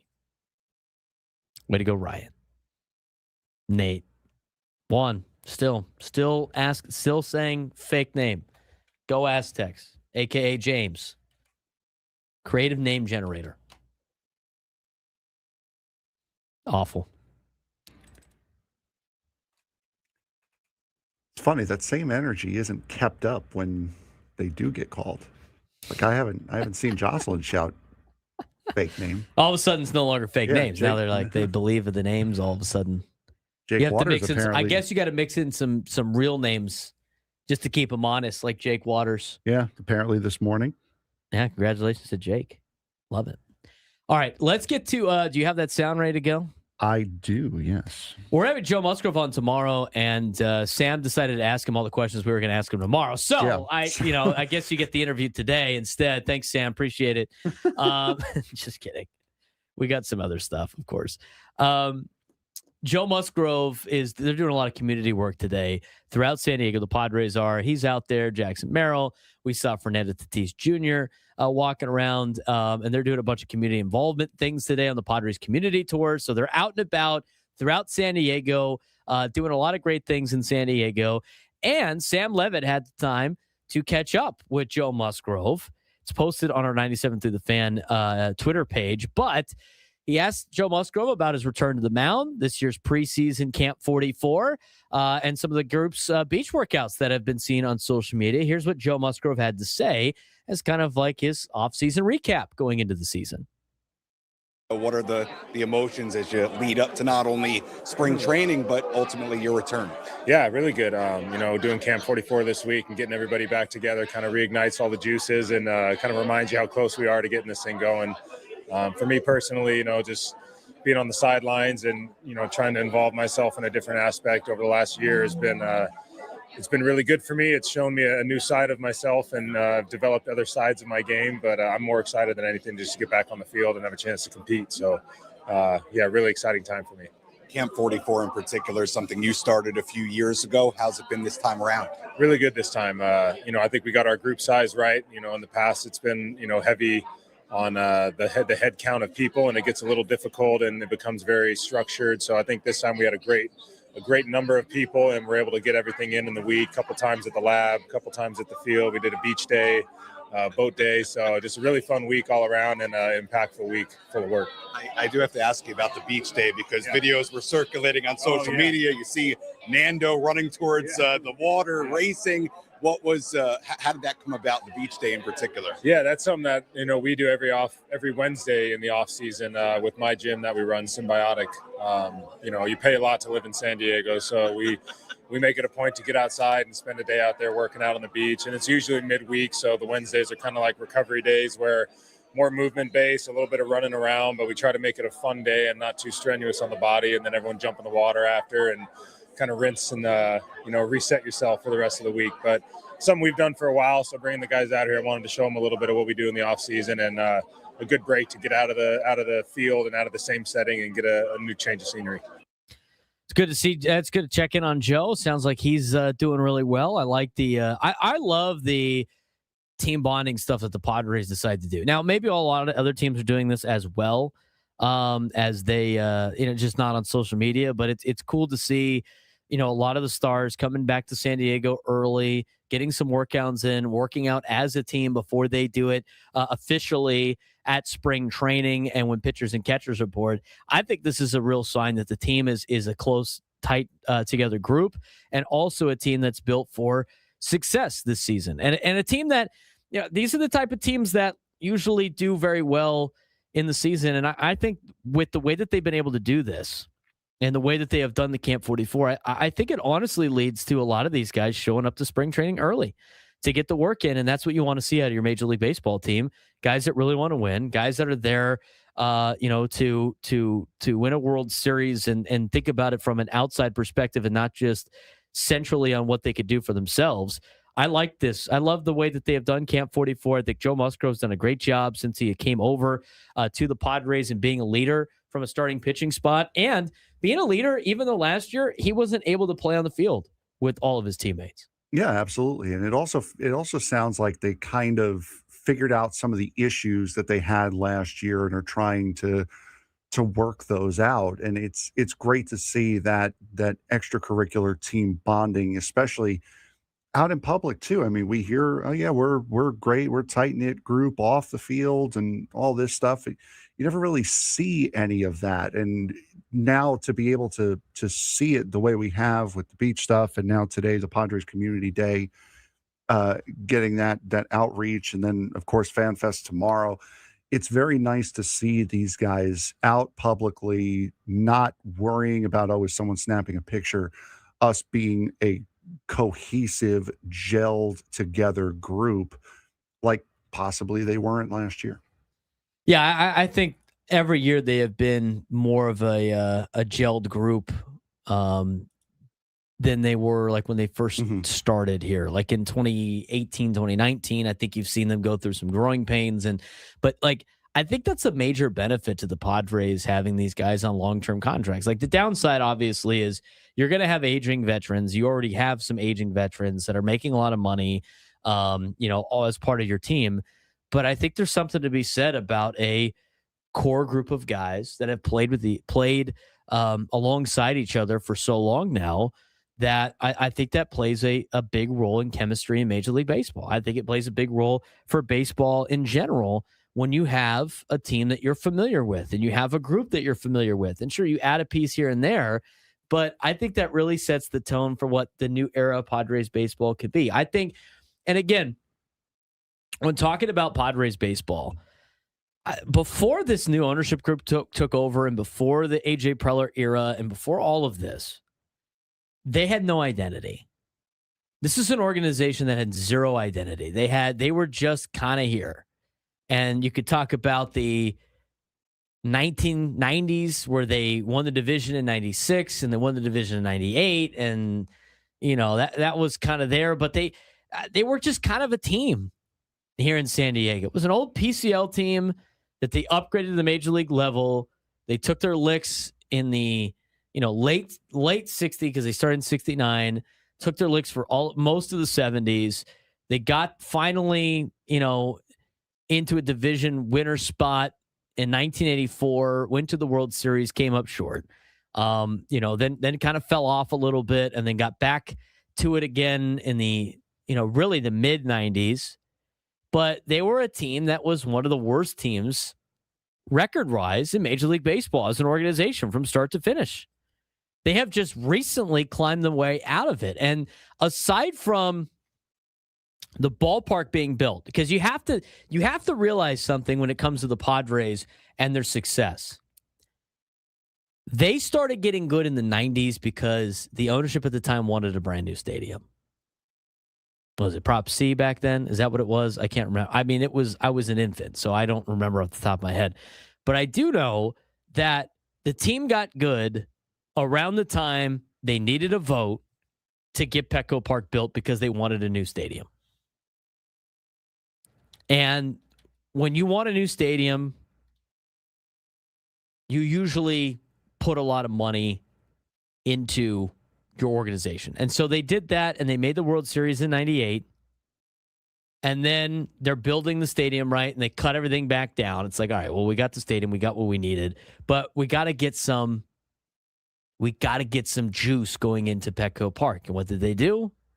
In 2004, they loaded up on their team again, and they spent some money, and they put a good team together, and they won the division in 04 and 05 or 05 and 06. I get them all confused. And then 05 and 06, and then they came up just short in 07 on the whole on the whole situation with Matt Holliday. And then after that, I mean, they were just a team with no identity. And then the Seidler family comes in with Ron Fowler, and it took them a little bit of time, but they brought in AJ Preller, and they finally gave this team an identity, and they finally set the real building blocks of this franchise. Because if you think about it from the overall standpoint of Padres history before this ownership group, aside from them trying to build Petco Park, they were never good. They had the 1 year in the 80s. And that was it. And then it was, let's build the team to get a stadium built. And then let's make sure the first couple of years in the stadium, they're good so people show up to the games. And that was it. I mean, before this ownership group took this team up, they had been to the playoffs 5 times. They won 5 division titles. That's it in 50 years. And then since then, they have made the playoffs 4 times since 2020 and 3 out of the last 4. And it's starting with this group. I think this is the building blocks of the organization for the future.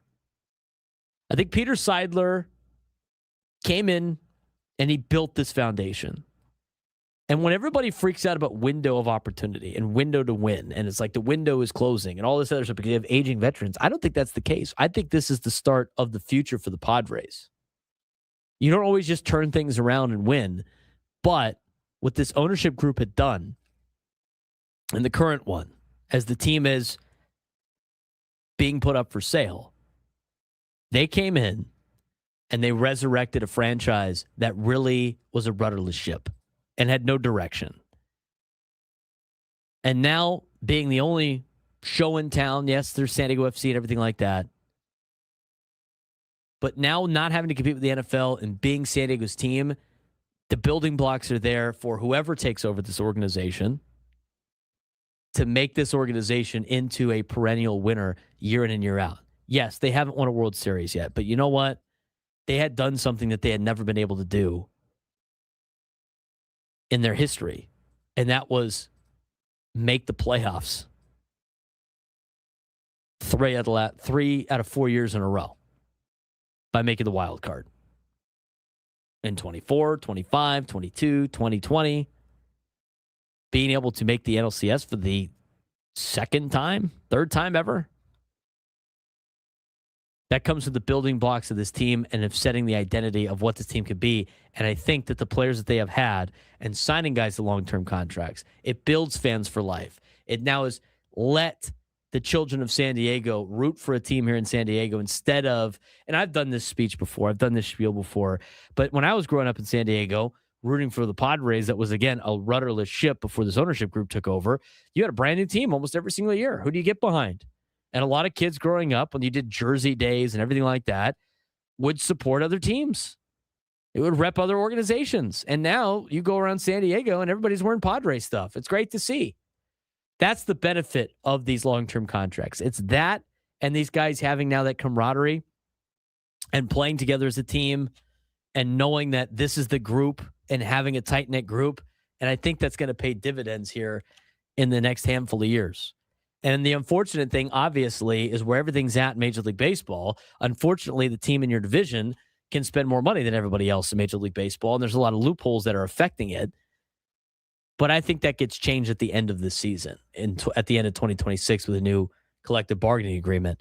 But I look at this franchise, Frank, and I look at what this organization has been able to do, what this ownership group's been able to do in building this team, and now the team picking that, the players themselves taking that kind of foundation and building off of it with these things like Camp 44. And you couldn't pick a better person to do that than somebody from San Diego like Joe Musgrove. I think this is the building blocks of a future positive history of Padres baseball, not this is a small window for the Padres to win before they go back in the past of what they really were. No, I think you've firmly built an identity now, and there are players that are here long enough, like Fernando and like Manny, and Jackson Merrill will be here for quite some time, that they're going to see a number of players come through and they're going to teach them this way, the way that they're doing it now. They're going to, the next players that come in, whether they be traded, whether they be free agents, whether they be draft picks, good luck on that last one, they're going to come up and immediately be brought into this new way, this new style of Padre baseball. It's not going to be in the middle of a culture shift. It's not going to be in the middle of trying to work out your identity. They know what they are. They know what they want to be. They know where they want to go. They figured all that stuff out, and now it's just getting behind it and expanding it for the players that come into this team in the future. Yeah, I mean, how many times did you see like players would come in and there would be no identity? Yeah. And they were like, okay, well, we did this in Boston. We did this in LA. We did this in New York. Like, maybe we should do this. And there's too many. There wasn't a central unit of what it takes to be a Padre. I talked about this 3 or 4 years ago, what they needed to do. And the Padres have done it themselves. And the players have done it themselves. And they have created a form of, this is what Padres baseball is going to be. I love the community involvement. I love the way that they have been able to build into San Diego. I like the fact that a lot of these guys stay in San Diego as well. Not all of them. I mean, they don't have to live here. I think for a lot of tax reasons, you should, as an athlete, probably set yourself up the best to live in other places. But a lot of them starting roots here in San Diego is really cool to see. And I love how much they love representing the city and you fans out there in the city of San Diego. And I think we get to see that tomorrow at FanFest. We got to take a break. I was just going to say that's a lot to do with you fans as well. You guys have made Major League Baseball the NFL here. That is all on you guys. And and the team has embraced it. We need to take a break. When we come back, we are going to talk about some of the things that came out in college football over a week ago and how one piece of information seemed to have slipped under the rug or seemed to have missed a lot of people in the sport. And people that were at this meeting didn't even know that this was a rule. We'll talk about it next on the Braden Surprenant Show. San Diego State Sports Station 97 through the Fan.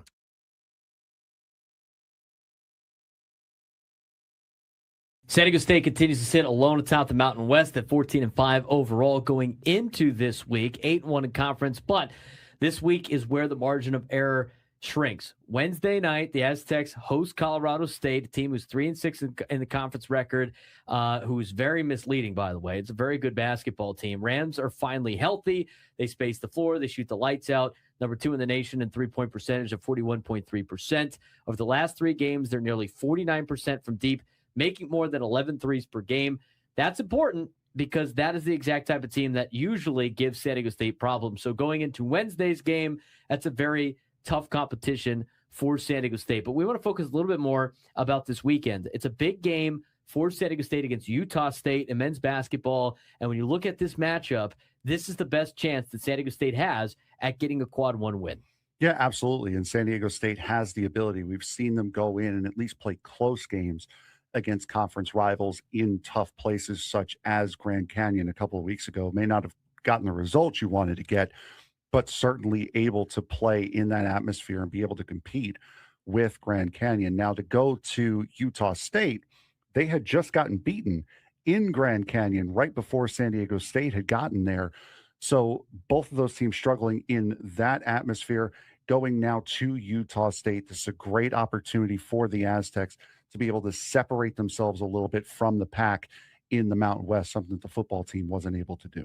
Yeah, this is a very important stretch for San Diego State. They are 47 right now in the net rankings. They're 13-5 overall in terms of games that counted towards their resume. They're 8-2 in their last 10. And as I mentioned before, 47 in the net, 36 in the RPI.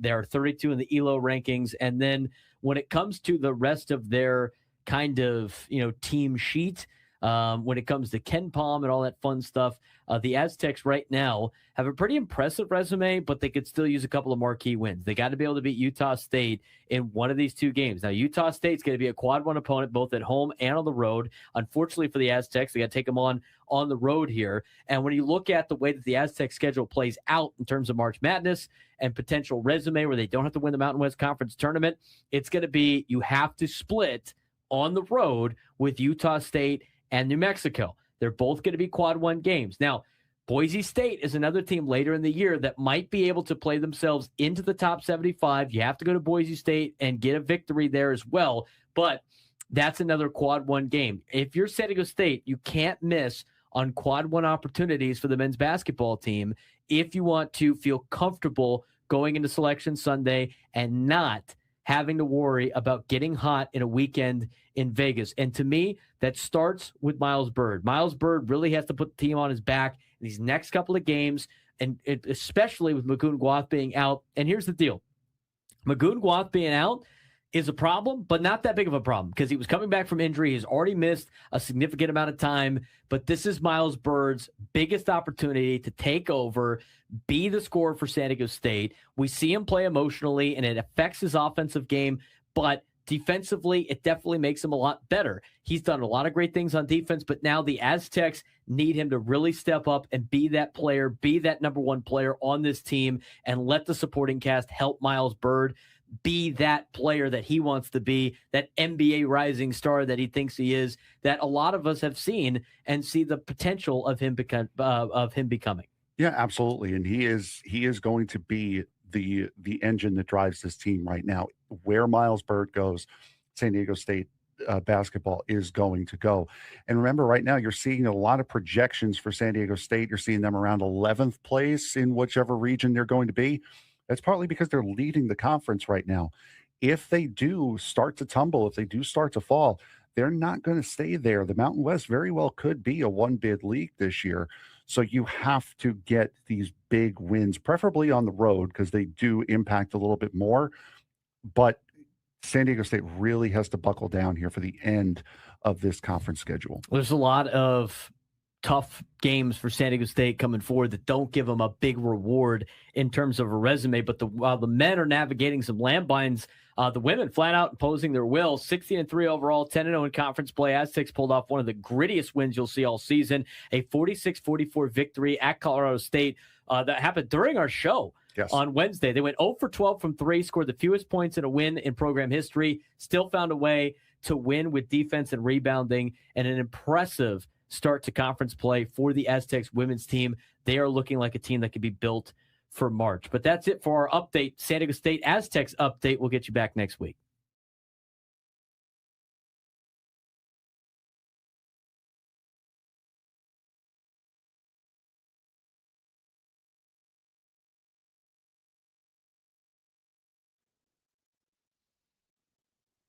All right, I figured out how to do something else on YouTube now. I feel so old trying to figure this stuff out. He's learning, guys.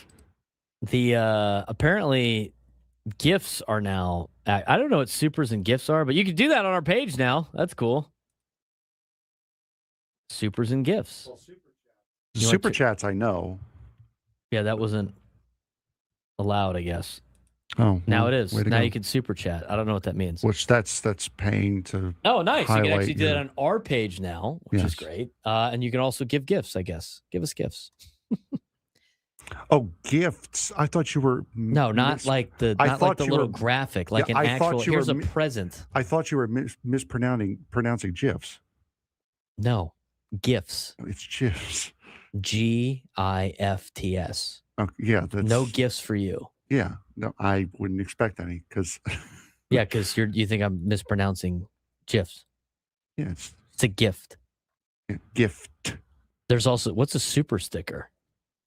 I have no idea. There's super stickers too, according to one. I don't know what those are.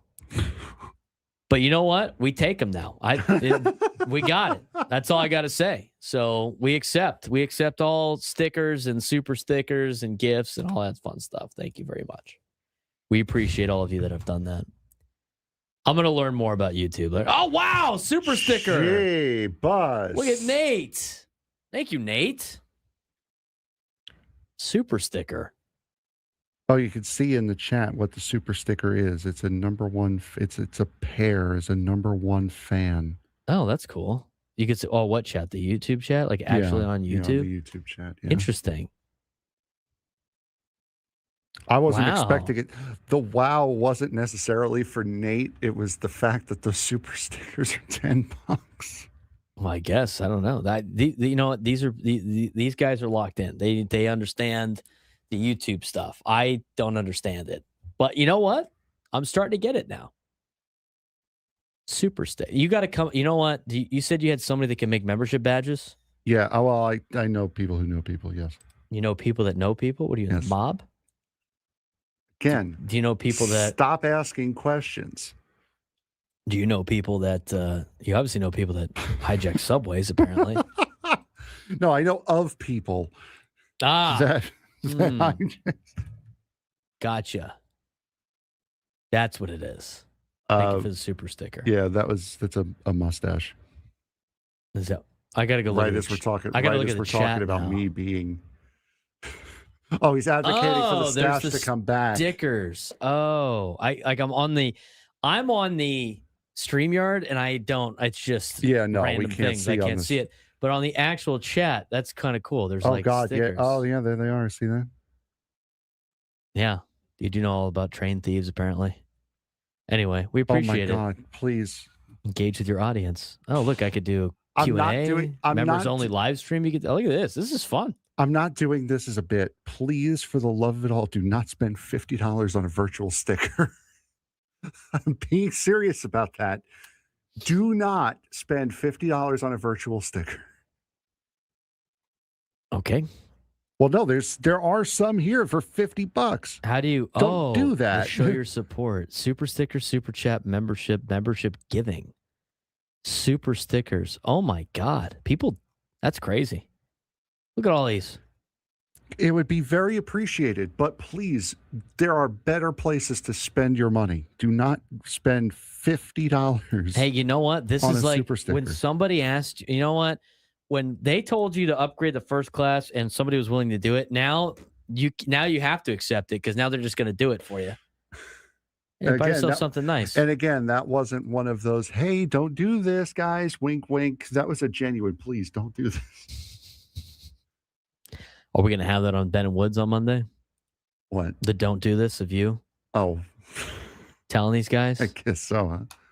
I mean, whatever. I get this. This is kind of interesting. I'm We've going to play listened so around with far. this.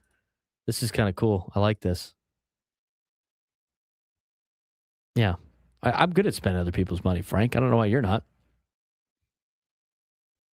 I want to get value from my money. I'm telling you, Frank is the guy that steals trains and drives them around for free to help the city. If I see a bigger mark for Ben or Frank or Scraby, If I see Frank driving a trolley, he probably didn't get hired by MTS.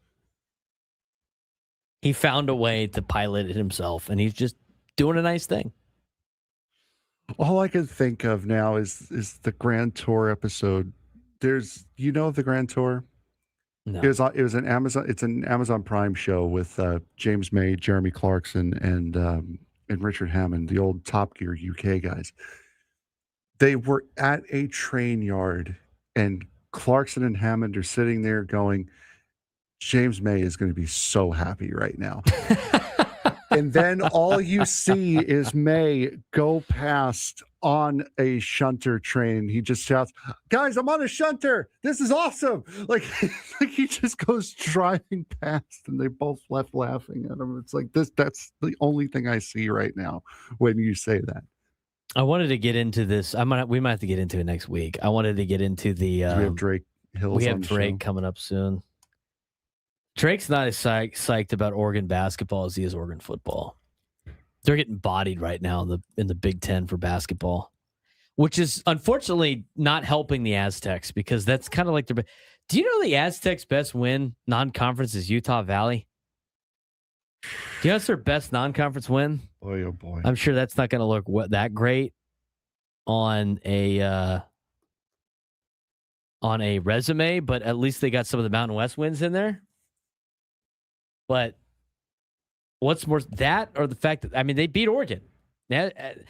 Oregon is not better than Utah Valley when it comes to like resume builder. I'm going to have to ask Drake about that a little bit. We'll talk about this more next week, but I guess so what happened was the college football playoff sticking at 12 teams in 2026. And apparently all 10 conference commissioners and Notre Dame preferred playoff expansion. The college football playoff will remain at 12 teams in 2026. College football playoff's official explanation is that another year of evaluation is needed. But the reality was everybody was willing to expand the playoff, but the Big Ten and the SEC got into a who's bigger match, and they just both took their ball and went home. It was done. It's like you could have. It was approved. They all wanted new stuff. Even Notre Dame opted into this.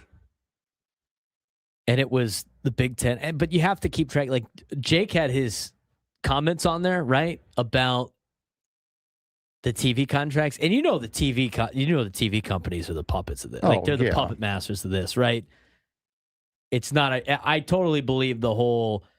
If the college football playoff expands more than 16 teams, all of a sudden the TV contract gets changed. And I could see why the SEC would be against that, knowing that their only partner is ESPN, who currently has the contract. And I could see why the Big Ten would be pushing for 24 teams, because nobody's going to push for an 18-team playoff, right? 24 is the next step. Yeah. But it's the one over the 16 to open up the books for their TV partners, which are Fox and CBS. And of course, Notre Dame's probably on board because they have their own TV partner, NBC, who probably wants to get involved with the college football playoff somehow as well. And now you have TV pulling all the strings and basically ruining college football. Now, I'm a big advocate for the 2014 playoff. We could talk about that next week. It's a very evergreen segment. There's more details to that I want to get into. Hopefully, we'll have some information of the Pac-12 meetings this week. Doesn't sound like you're getting a football schedule anytime soon. Oh, and by the way, doesn't sound like a lot of bull tie-ins that you used to have are coming back to the Power Act 12. Sun Bowl doesn't really want to be a part of it. Sounds like they were going to start a bowl game in Denver. That fell through on sponsorship and TV contracts. So a lot of the bowl games that the Pac-12 had traditional tie-ins to, doesn't sound like the Bulls really wanted the new Pac-12. It sounds like they kind of wanted the teams that are no longer in the Pac-12. We'll talk about that next week. But we have soccer back next week. San Diego FC is back, and so we got Drake back in the house. And when we come back from break, we will talk to Drake Hills on San Diego's number one sports station, 97 through the Fan.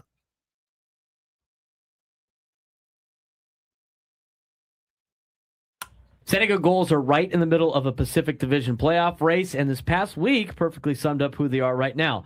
fast starts, gritty road wins, and some real questions offensively when things tighten up. Had a big win at Tucson last week. They won 5-3, a statement road win over a direct division rival. Goals swept all 4 road games versus Tucson this season. First time since 2016 and 2017 that they were able to do that. Improved to 18-12-6-2 overall and 10-4-4 on the road. Justin Bailey had a big game. He had a goal, 143 in, team leading 14th of the season, and assists for his 300th career AHL point. Jan Mysak, 2 goals, including the game winner. Now 8 of his 9 goals have come on the road. Sasha had a team leading 20 assists, 29 points overall, quietly driving the offense. And net front identity, McClavin stressed in post-game, goals within 5 feet, numbers to the crease. So goaltending, Callie Klang, 27 saves, 3rd straight win, calm, efficient, not scrambling. So you look at the way that they could play on the road, the goals are very, very good in that particular aspect. But you got to look back at what happened against Abbotsford.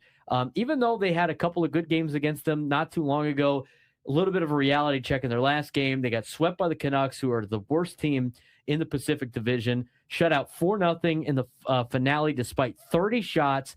Power play went 0 for 7 across the series, and the offense dried up.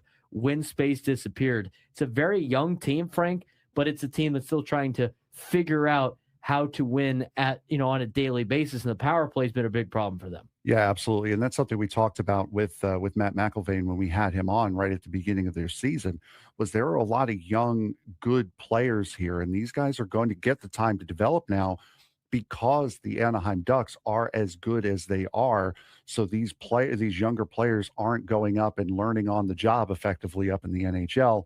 They're getting that chance to learn down here in San Diego, and you're seeing that growth with how good they have been.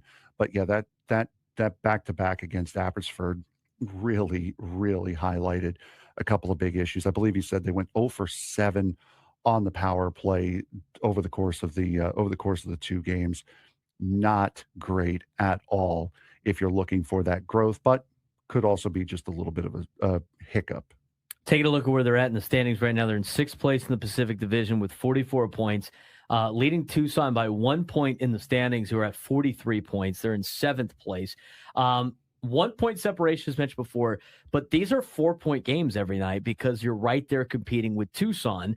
And going into Wednesday's game against Tucson, San Diego, the goals are, Tucson is the only team they're undefeated against all season, but now it shifts to the home game on Wednesday, and that's what's coming up next. It's the first home matchup versus the Roadrunners this season.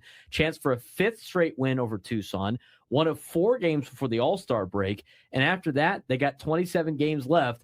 No margin for drifting for the goals coming up in their next couple of games. But the big focus is, can the power play respond? Yeah, absolutely. And that's to play a team like the Tucson Roadrunners. That's where you can kind of get your legs back under you. You've had a lot of success against this team. You've been able to perform very well against this team. You're back in front of your home crowd for quite some time, a home crowd that has consistently been in the top 5 in attendance in the AHL since the team came back 10 years ago. There's a lot that you can focus on and try to recenter yourself against a team you've had so much success against, like Tucson. This is a goals team that, looks like they could potentially play their way into the playoffs. But then if they're able to get their way into the playoffs, are they built to win tight playoff style games or just survive the regular season? The team clearly has an identity, speed, net front scoring, depth scoring. But when teams clamp down, like Abbotsford did the other night, the goals struggled to create a lot of clean looks. And these power play issues, no longer a blip, they're starting to turn into a trend. Yeah, and that's a part of the youth. And we talked about, again, earlier on in this segment here, about learning down in the AHL where you're supposed to be learning. And this is all about growth. You want to have these problems sorted out by the time these kids are ready to get up to the next level, get to the NHL. The team, though, overall has to gel a lot better on that power play. And again, a game like Tucson here coming up a little bit later on tonight is a perfect opportunity to be able to do something like that. The San Diego Gulls feel like a team that knows how to win, but hasn't fully learned how to close yet.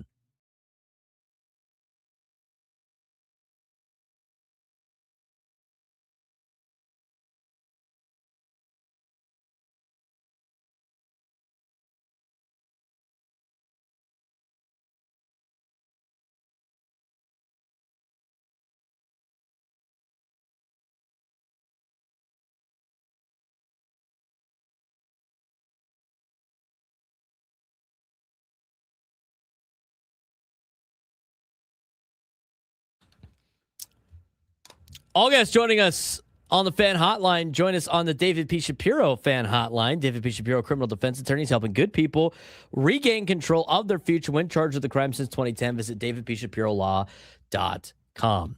I'm Braden Surprenant. He's Frank Marchese. This is the Braden Surprenant Show, live and local each every day from 10 to 2 on San Diego's #1 sports station, 97.3 The Fan. Well, soccer's back in San Diego already. It's next week.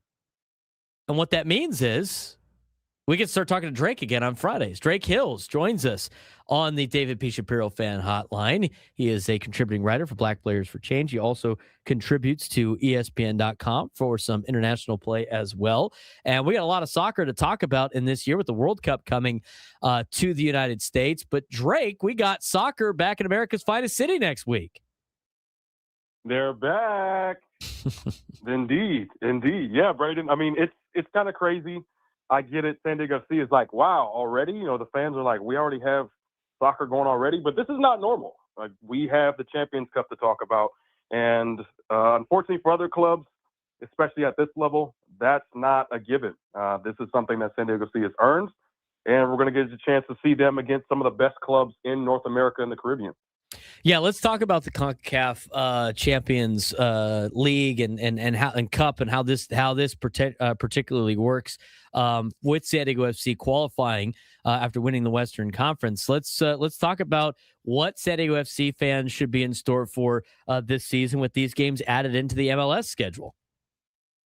Yeah, so basically the CONCACAF Champions Cup, is, you know, if you're a soccer fan of any kind, you've probably seen the UEFA Champions League in Europe, where they have the best clubs on the continent play in a knockout tournament, a round robin and knockout tournament. That's exactly what the Champions Cup is here in CONCACAF in the North America and the Caribbean. So it's about 27 teams. You've got pretty much everyone represented from the Canadian Championship. Obviously, that's Vancouver FC, not Vancouver Whitecaps, but because Vancouver Whitecaps, they have also their involvement in MLS, so you're going to have them involved as well. Mount Pleasant, who is the best of the best in the Caribbean. They're from Jamaica, so you're going to have 3 from the Caribbean. You're going to have 6 from Central America, anywhere from Costa Rica to Honduras and all over the place. And then, of course, you got your Mexican teams. You've got a couple of Canadian teams as well in Forge FC and Atletico Ottawa. And then, of course, your MLS. So that's San Diego FC, that's Seattle Sounders, who won the Leagues Cup last year, LA Galaxy, Inter Miami being the MLS Cup winner. And you also have Philadelphia Union, Cincinnati, as I mentioned, the Whitecaps, and LAFC. And then, of course, Pumas, who will be facing San Diego in the open round, in addition to the 2 winners of the Mexican tournaments, the Apertura tournament and Liga MX, and then the Clausura. So you have Club America, who won the Apertura, and then Toluca, who won the Clausura, and then, of course, Monterrey Tigres as well. So it's a hodgepodge of the best of the best. And if you won your domestic league, or if you at least finish second, then you get a first-round bye. So Miami, Seattle, Club America, Toluca, they'll have byes, as well as Vancouver and Mount Pleasant from Jamaica. But everyone else starts at round 1. We're talking with Drake Hills, who's a contributing writer for Black Players for Change, as we talk about the new season for San Diego FC. It's already here. It will be on February 3rd. It'll be the first game here at Snapdragon Stadium, as they will compete in CONCACAF Cup play, CONCACAF Champions Cup play, and then MLS Cup or MLS regular season will start a little bit later. But pretty cool that they get to be part of a tournament, obviously, with the great season that they had last year. Now, Drake, as we get into this game for them on, I think, Tuesday of next week, if I'm not mistaken, or Wednesday, What are some of the challenges that they're going to face in this first game that's not for the MLS, but part of the CONCACAF Champions Cup? Yeah, I think two things, Braden. I'm going to start with internal, right? We've had a lot of transactions, a couple of players moving out. I know we'll talk about Irving Chucky Lozano in a bit, but even Lozano aside, you've got Franco Negri, who's gone to Houston. You've got Patty McNair, who's gone back to Europe. He signed with Hull City. So a lot of moving and shifting going on at the back end. But then, of course, you have some of your other players that really helped. Obviously, Oni Valakari is back, but you get Lewis Morgan, who will be an incredible addition. Amal Pellegrino, we know what he did at the end of the season. So I think internally it's understanding that what you thought was going to be a long-term plan for some key role players in this San Diego FC team that have gone elsewhere in the offseason. And so it's a new group already, only in year two. And then externally, Pumas is one of the better teams that's always competitive in Liga MX. This is a club that, again, if you are familiar with world soccer, you've got Keylor Navas, a former Real Madrid and PSG goalkeeper. He's with them, Jose Juan Macias. Coco Carrasquilla, who has been a long time Panama national team stalwart, as well as someone who's played a lot of years in Houston Dynamo. You've got a lot of top players there. They once had Aaron Ramsey there as well, if you're a former Arsenal fan. So sitting sixth in the Liga MX season that has already started, this is going to be a new level of competition for San Diego FC.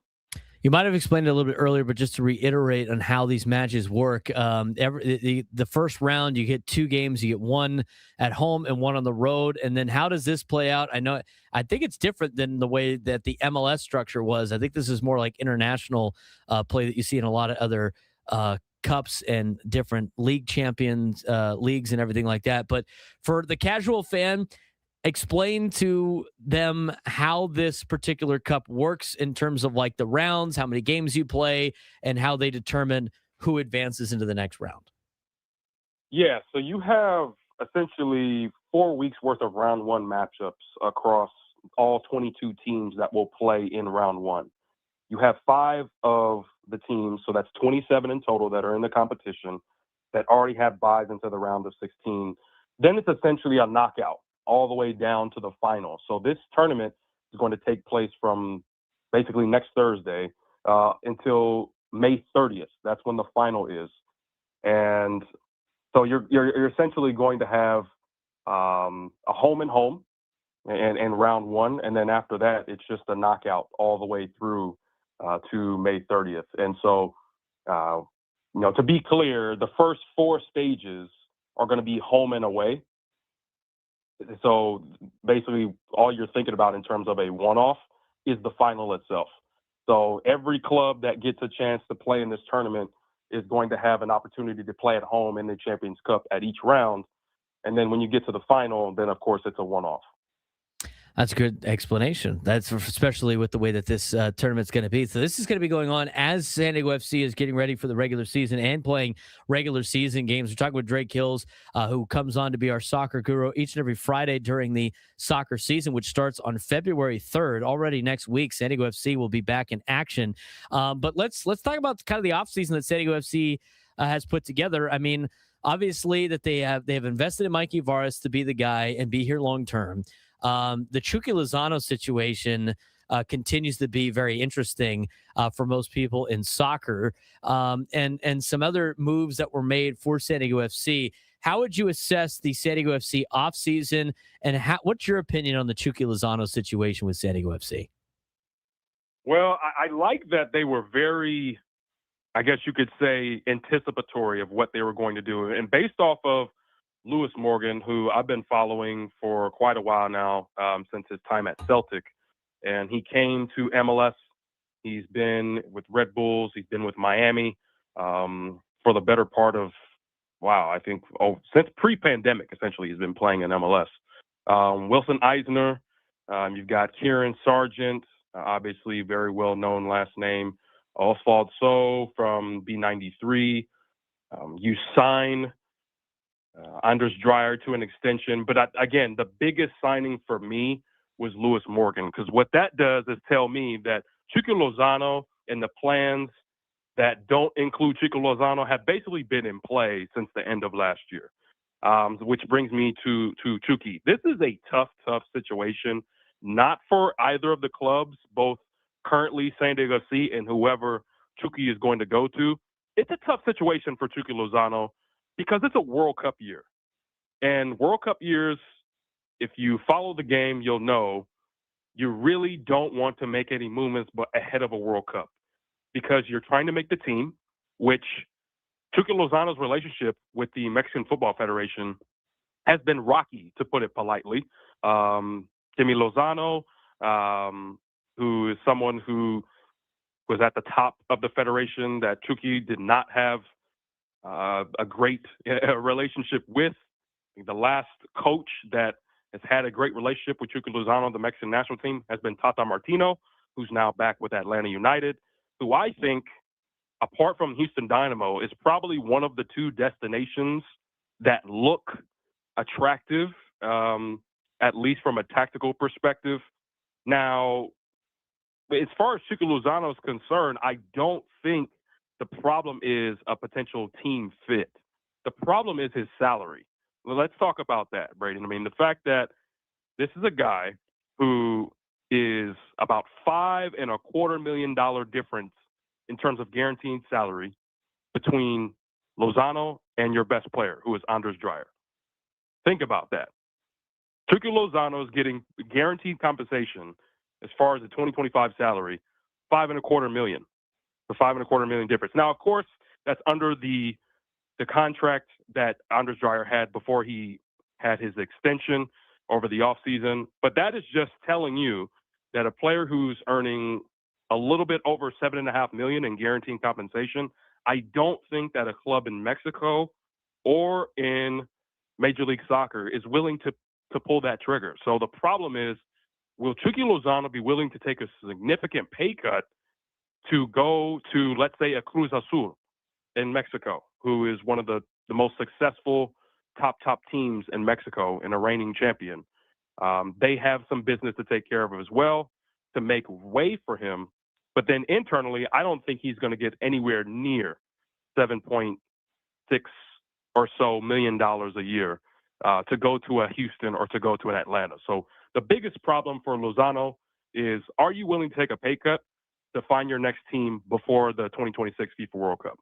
I got one last question for you, Drake, and we're running out of time here at the end of the week. But they did make a roster move this week. San Diego FC did. They transferred defender Patty McNair to the EFL Championship side, Hull City, on a permanent deal while retaining a future sell-on percentage. Obviously, he was part of the original backbone of this defensive side for San Diego FC, but it really shows that they're leaning young defensively in the future. How did you see how this roster move played out and what the future is for San Diego going young?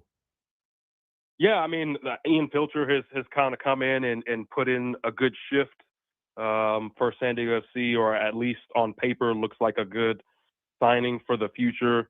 McVay, obviously one of the great aerial center backs as well. I think that this is, again, like going back to the beginning, that we thought this time last year when you and I were talking about, is San Diego FC going to be good, and are they going to have a playoff season? Are they going to make the playoffs? How deep are they going to go in the playoffs in their inaugural year? We thought that this group was going to be together for at least, a couple of 3 years to see how they would form together. And here we are talking about Chucky Lozano on the way out. We're talking about Patty McNair leaving. Milan Alaski left in the summer. And we haven't really got a chance to see Marcus Ingvartsen much because of his injury-laden season last year. So it's a different situation, but I do think the youth is a great view on what San Diego FC can be for the next couple of years.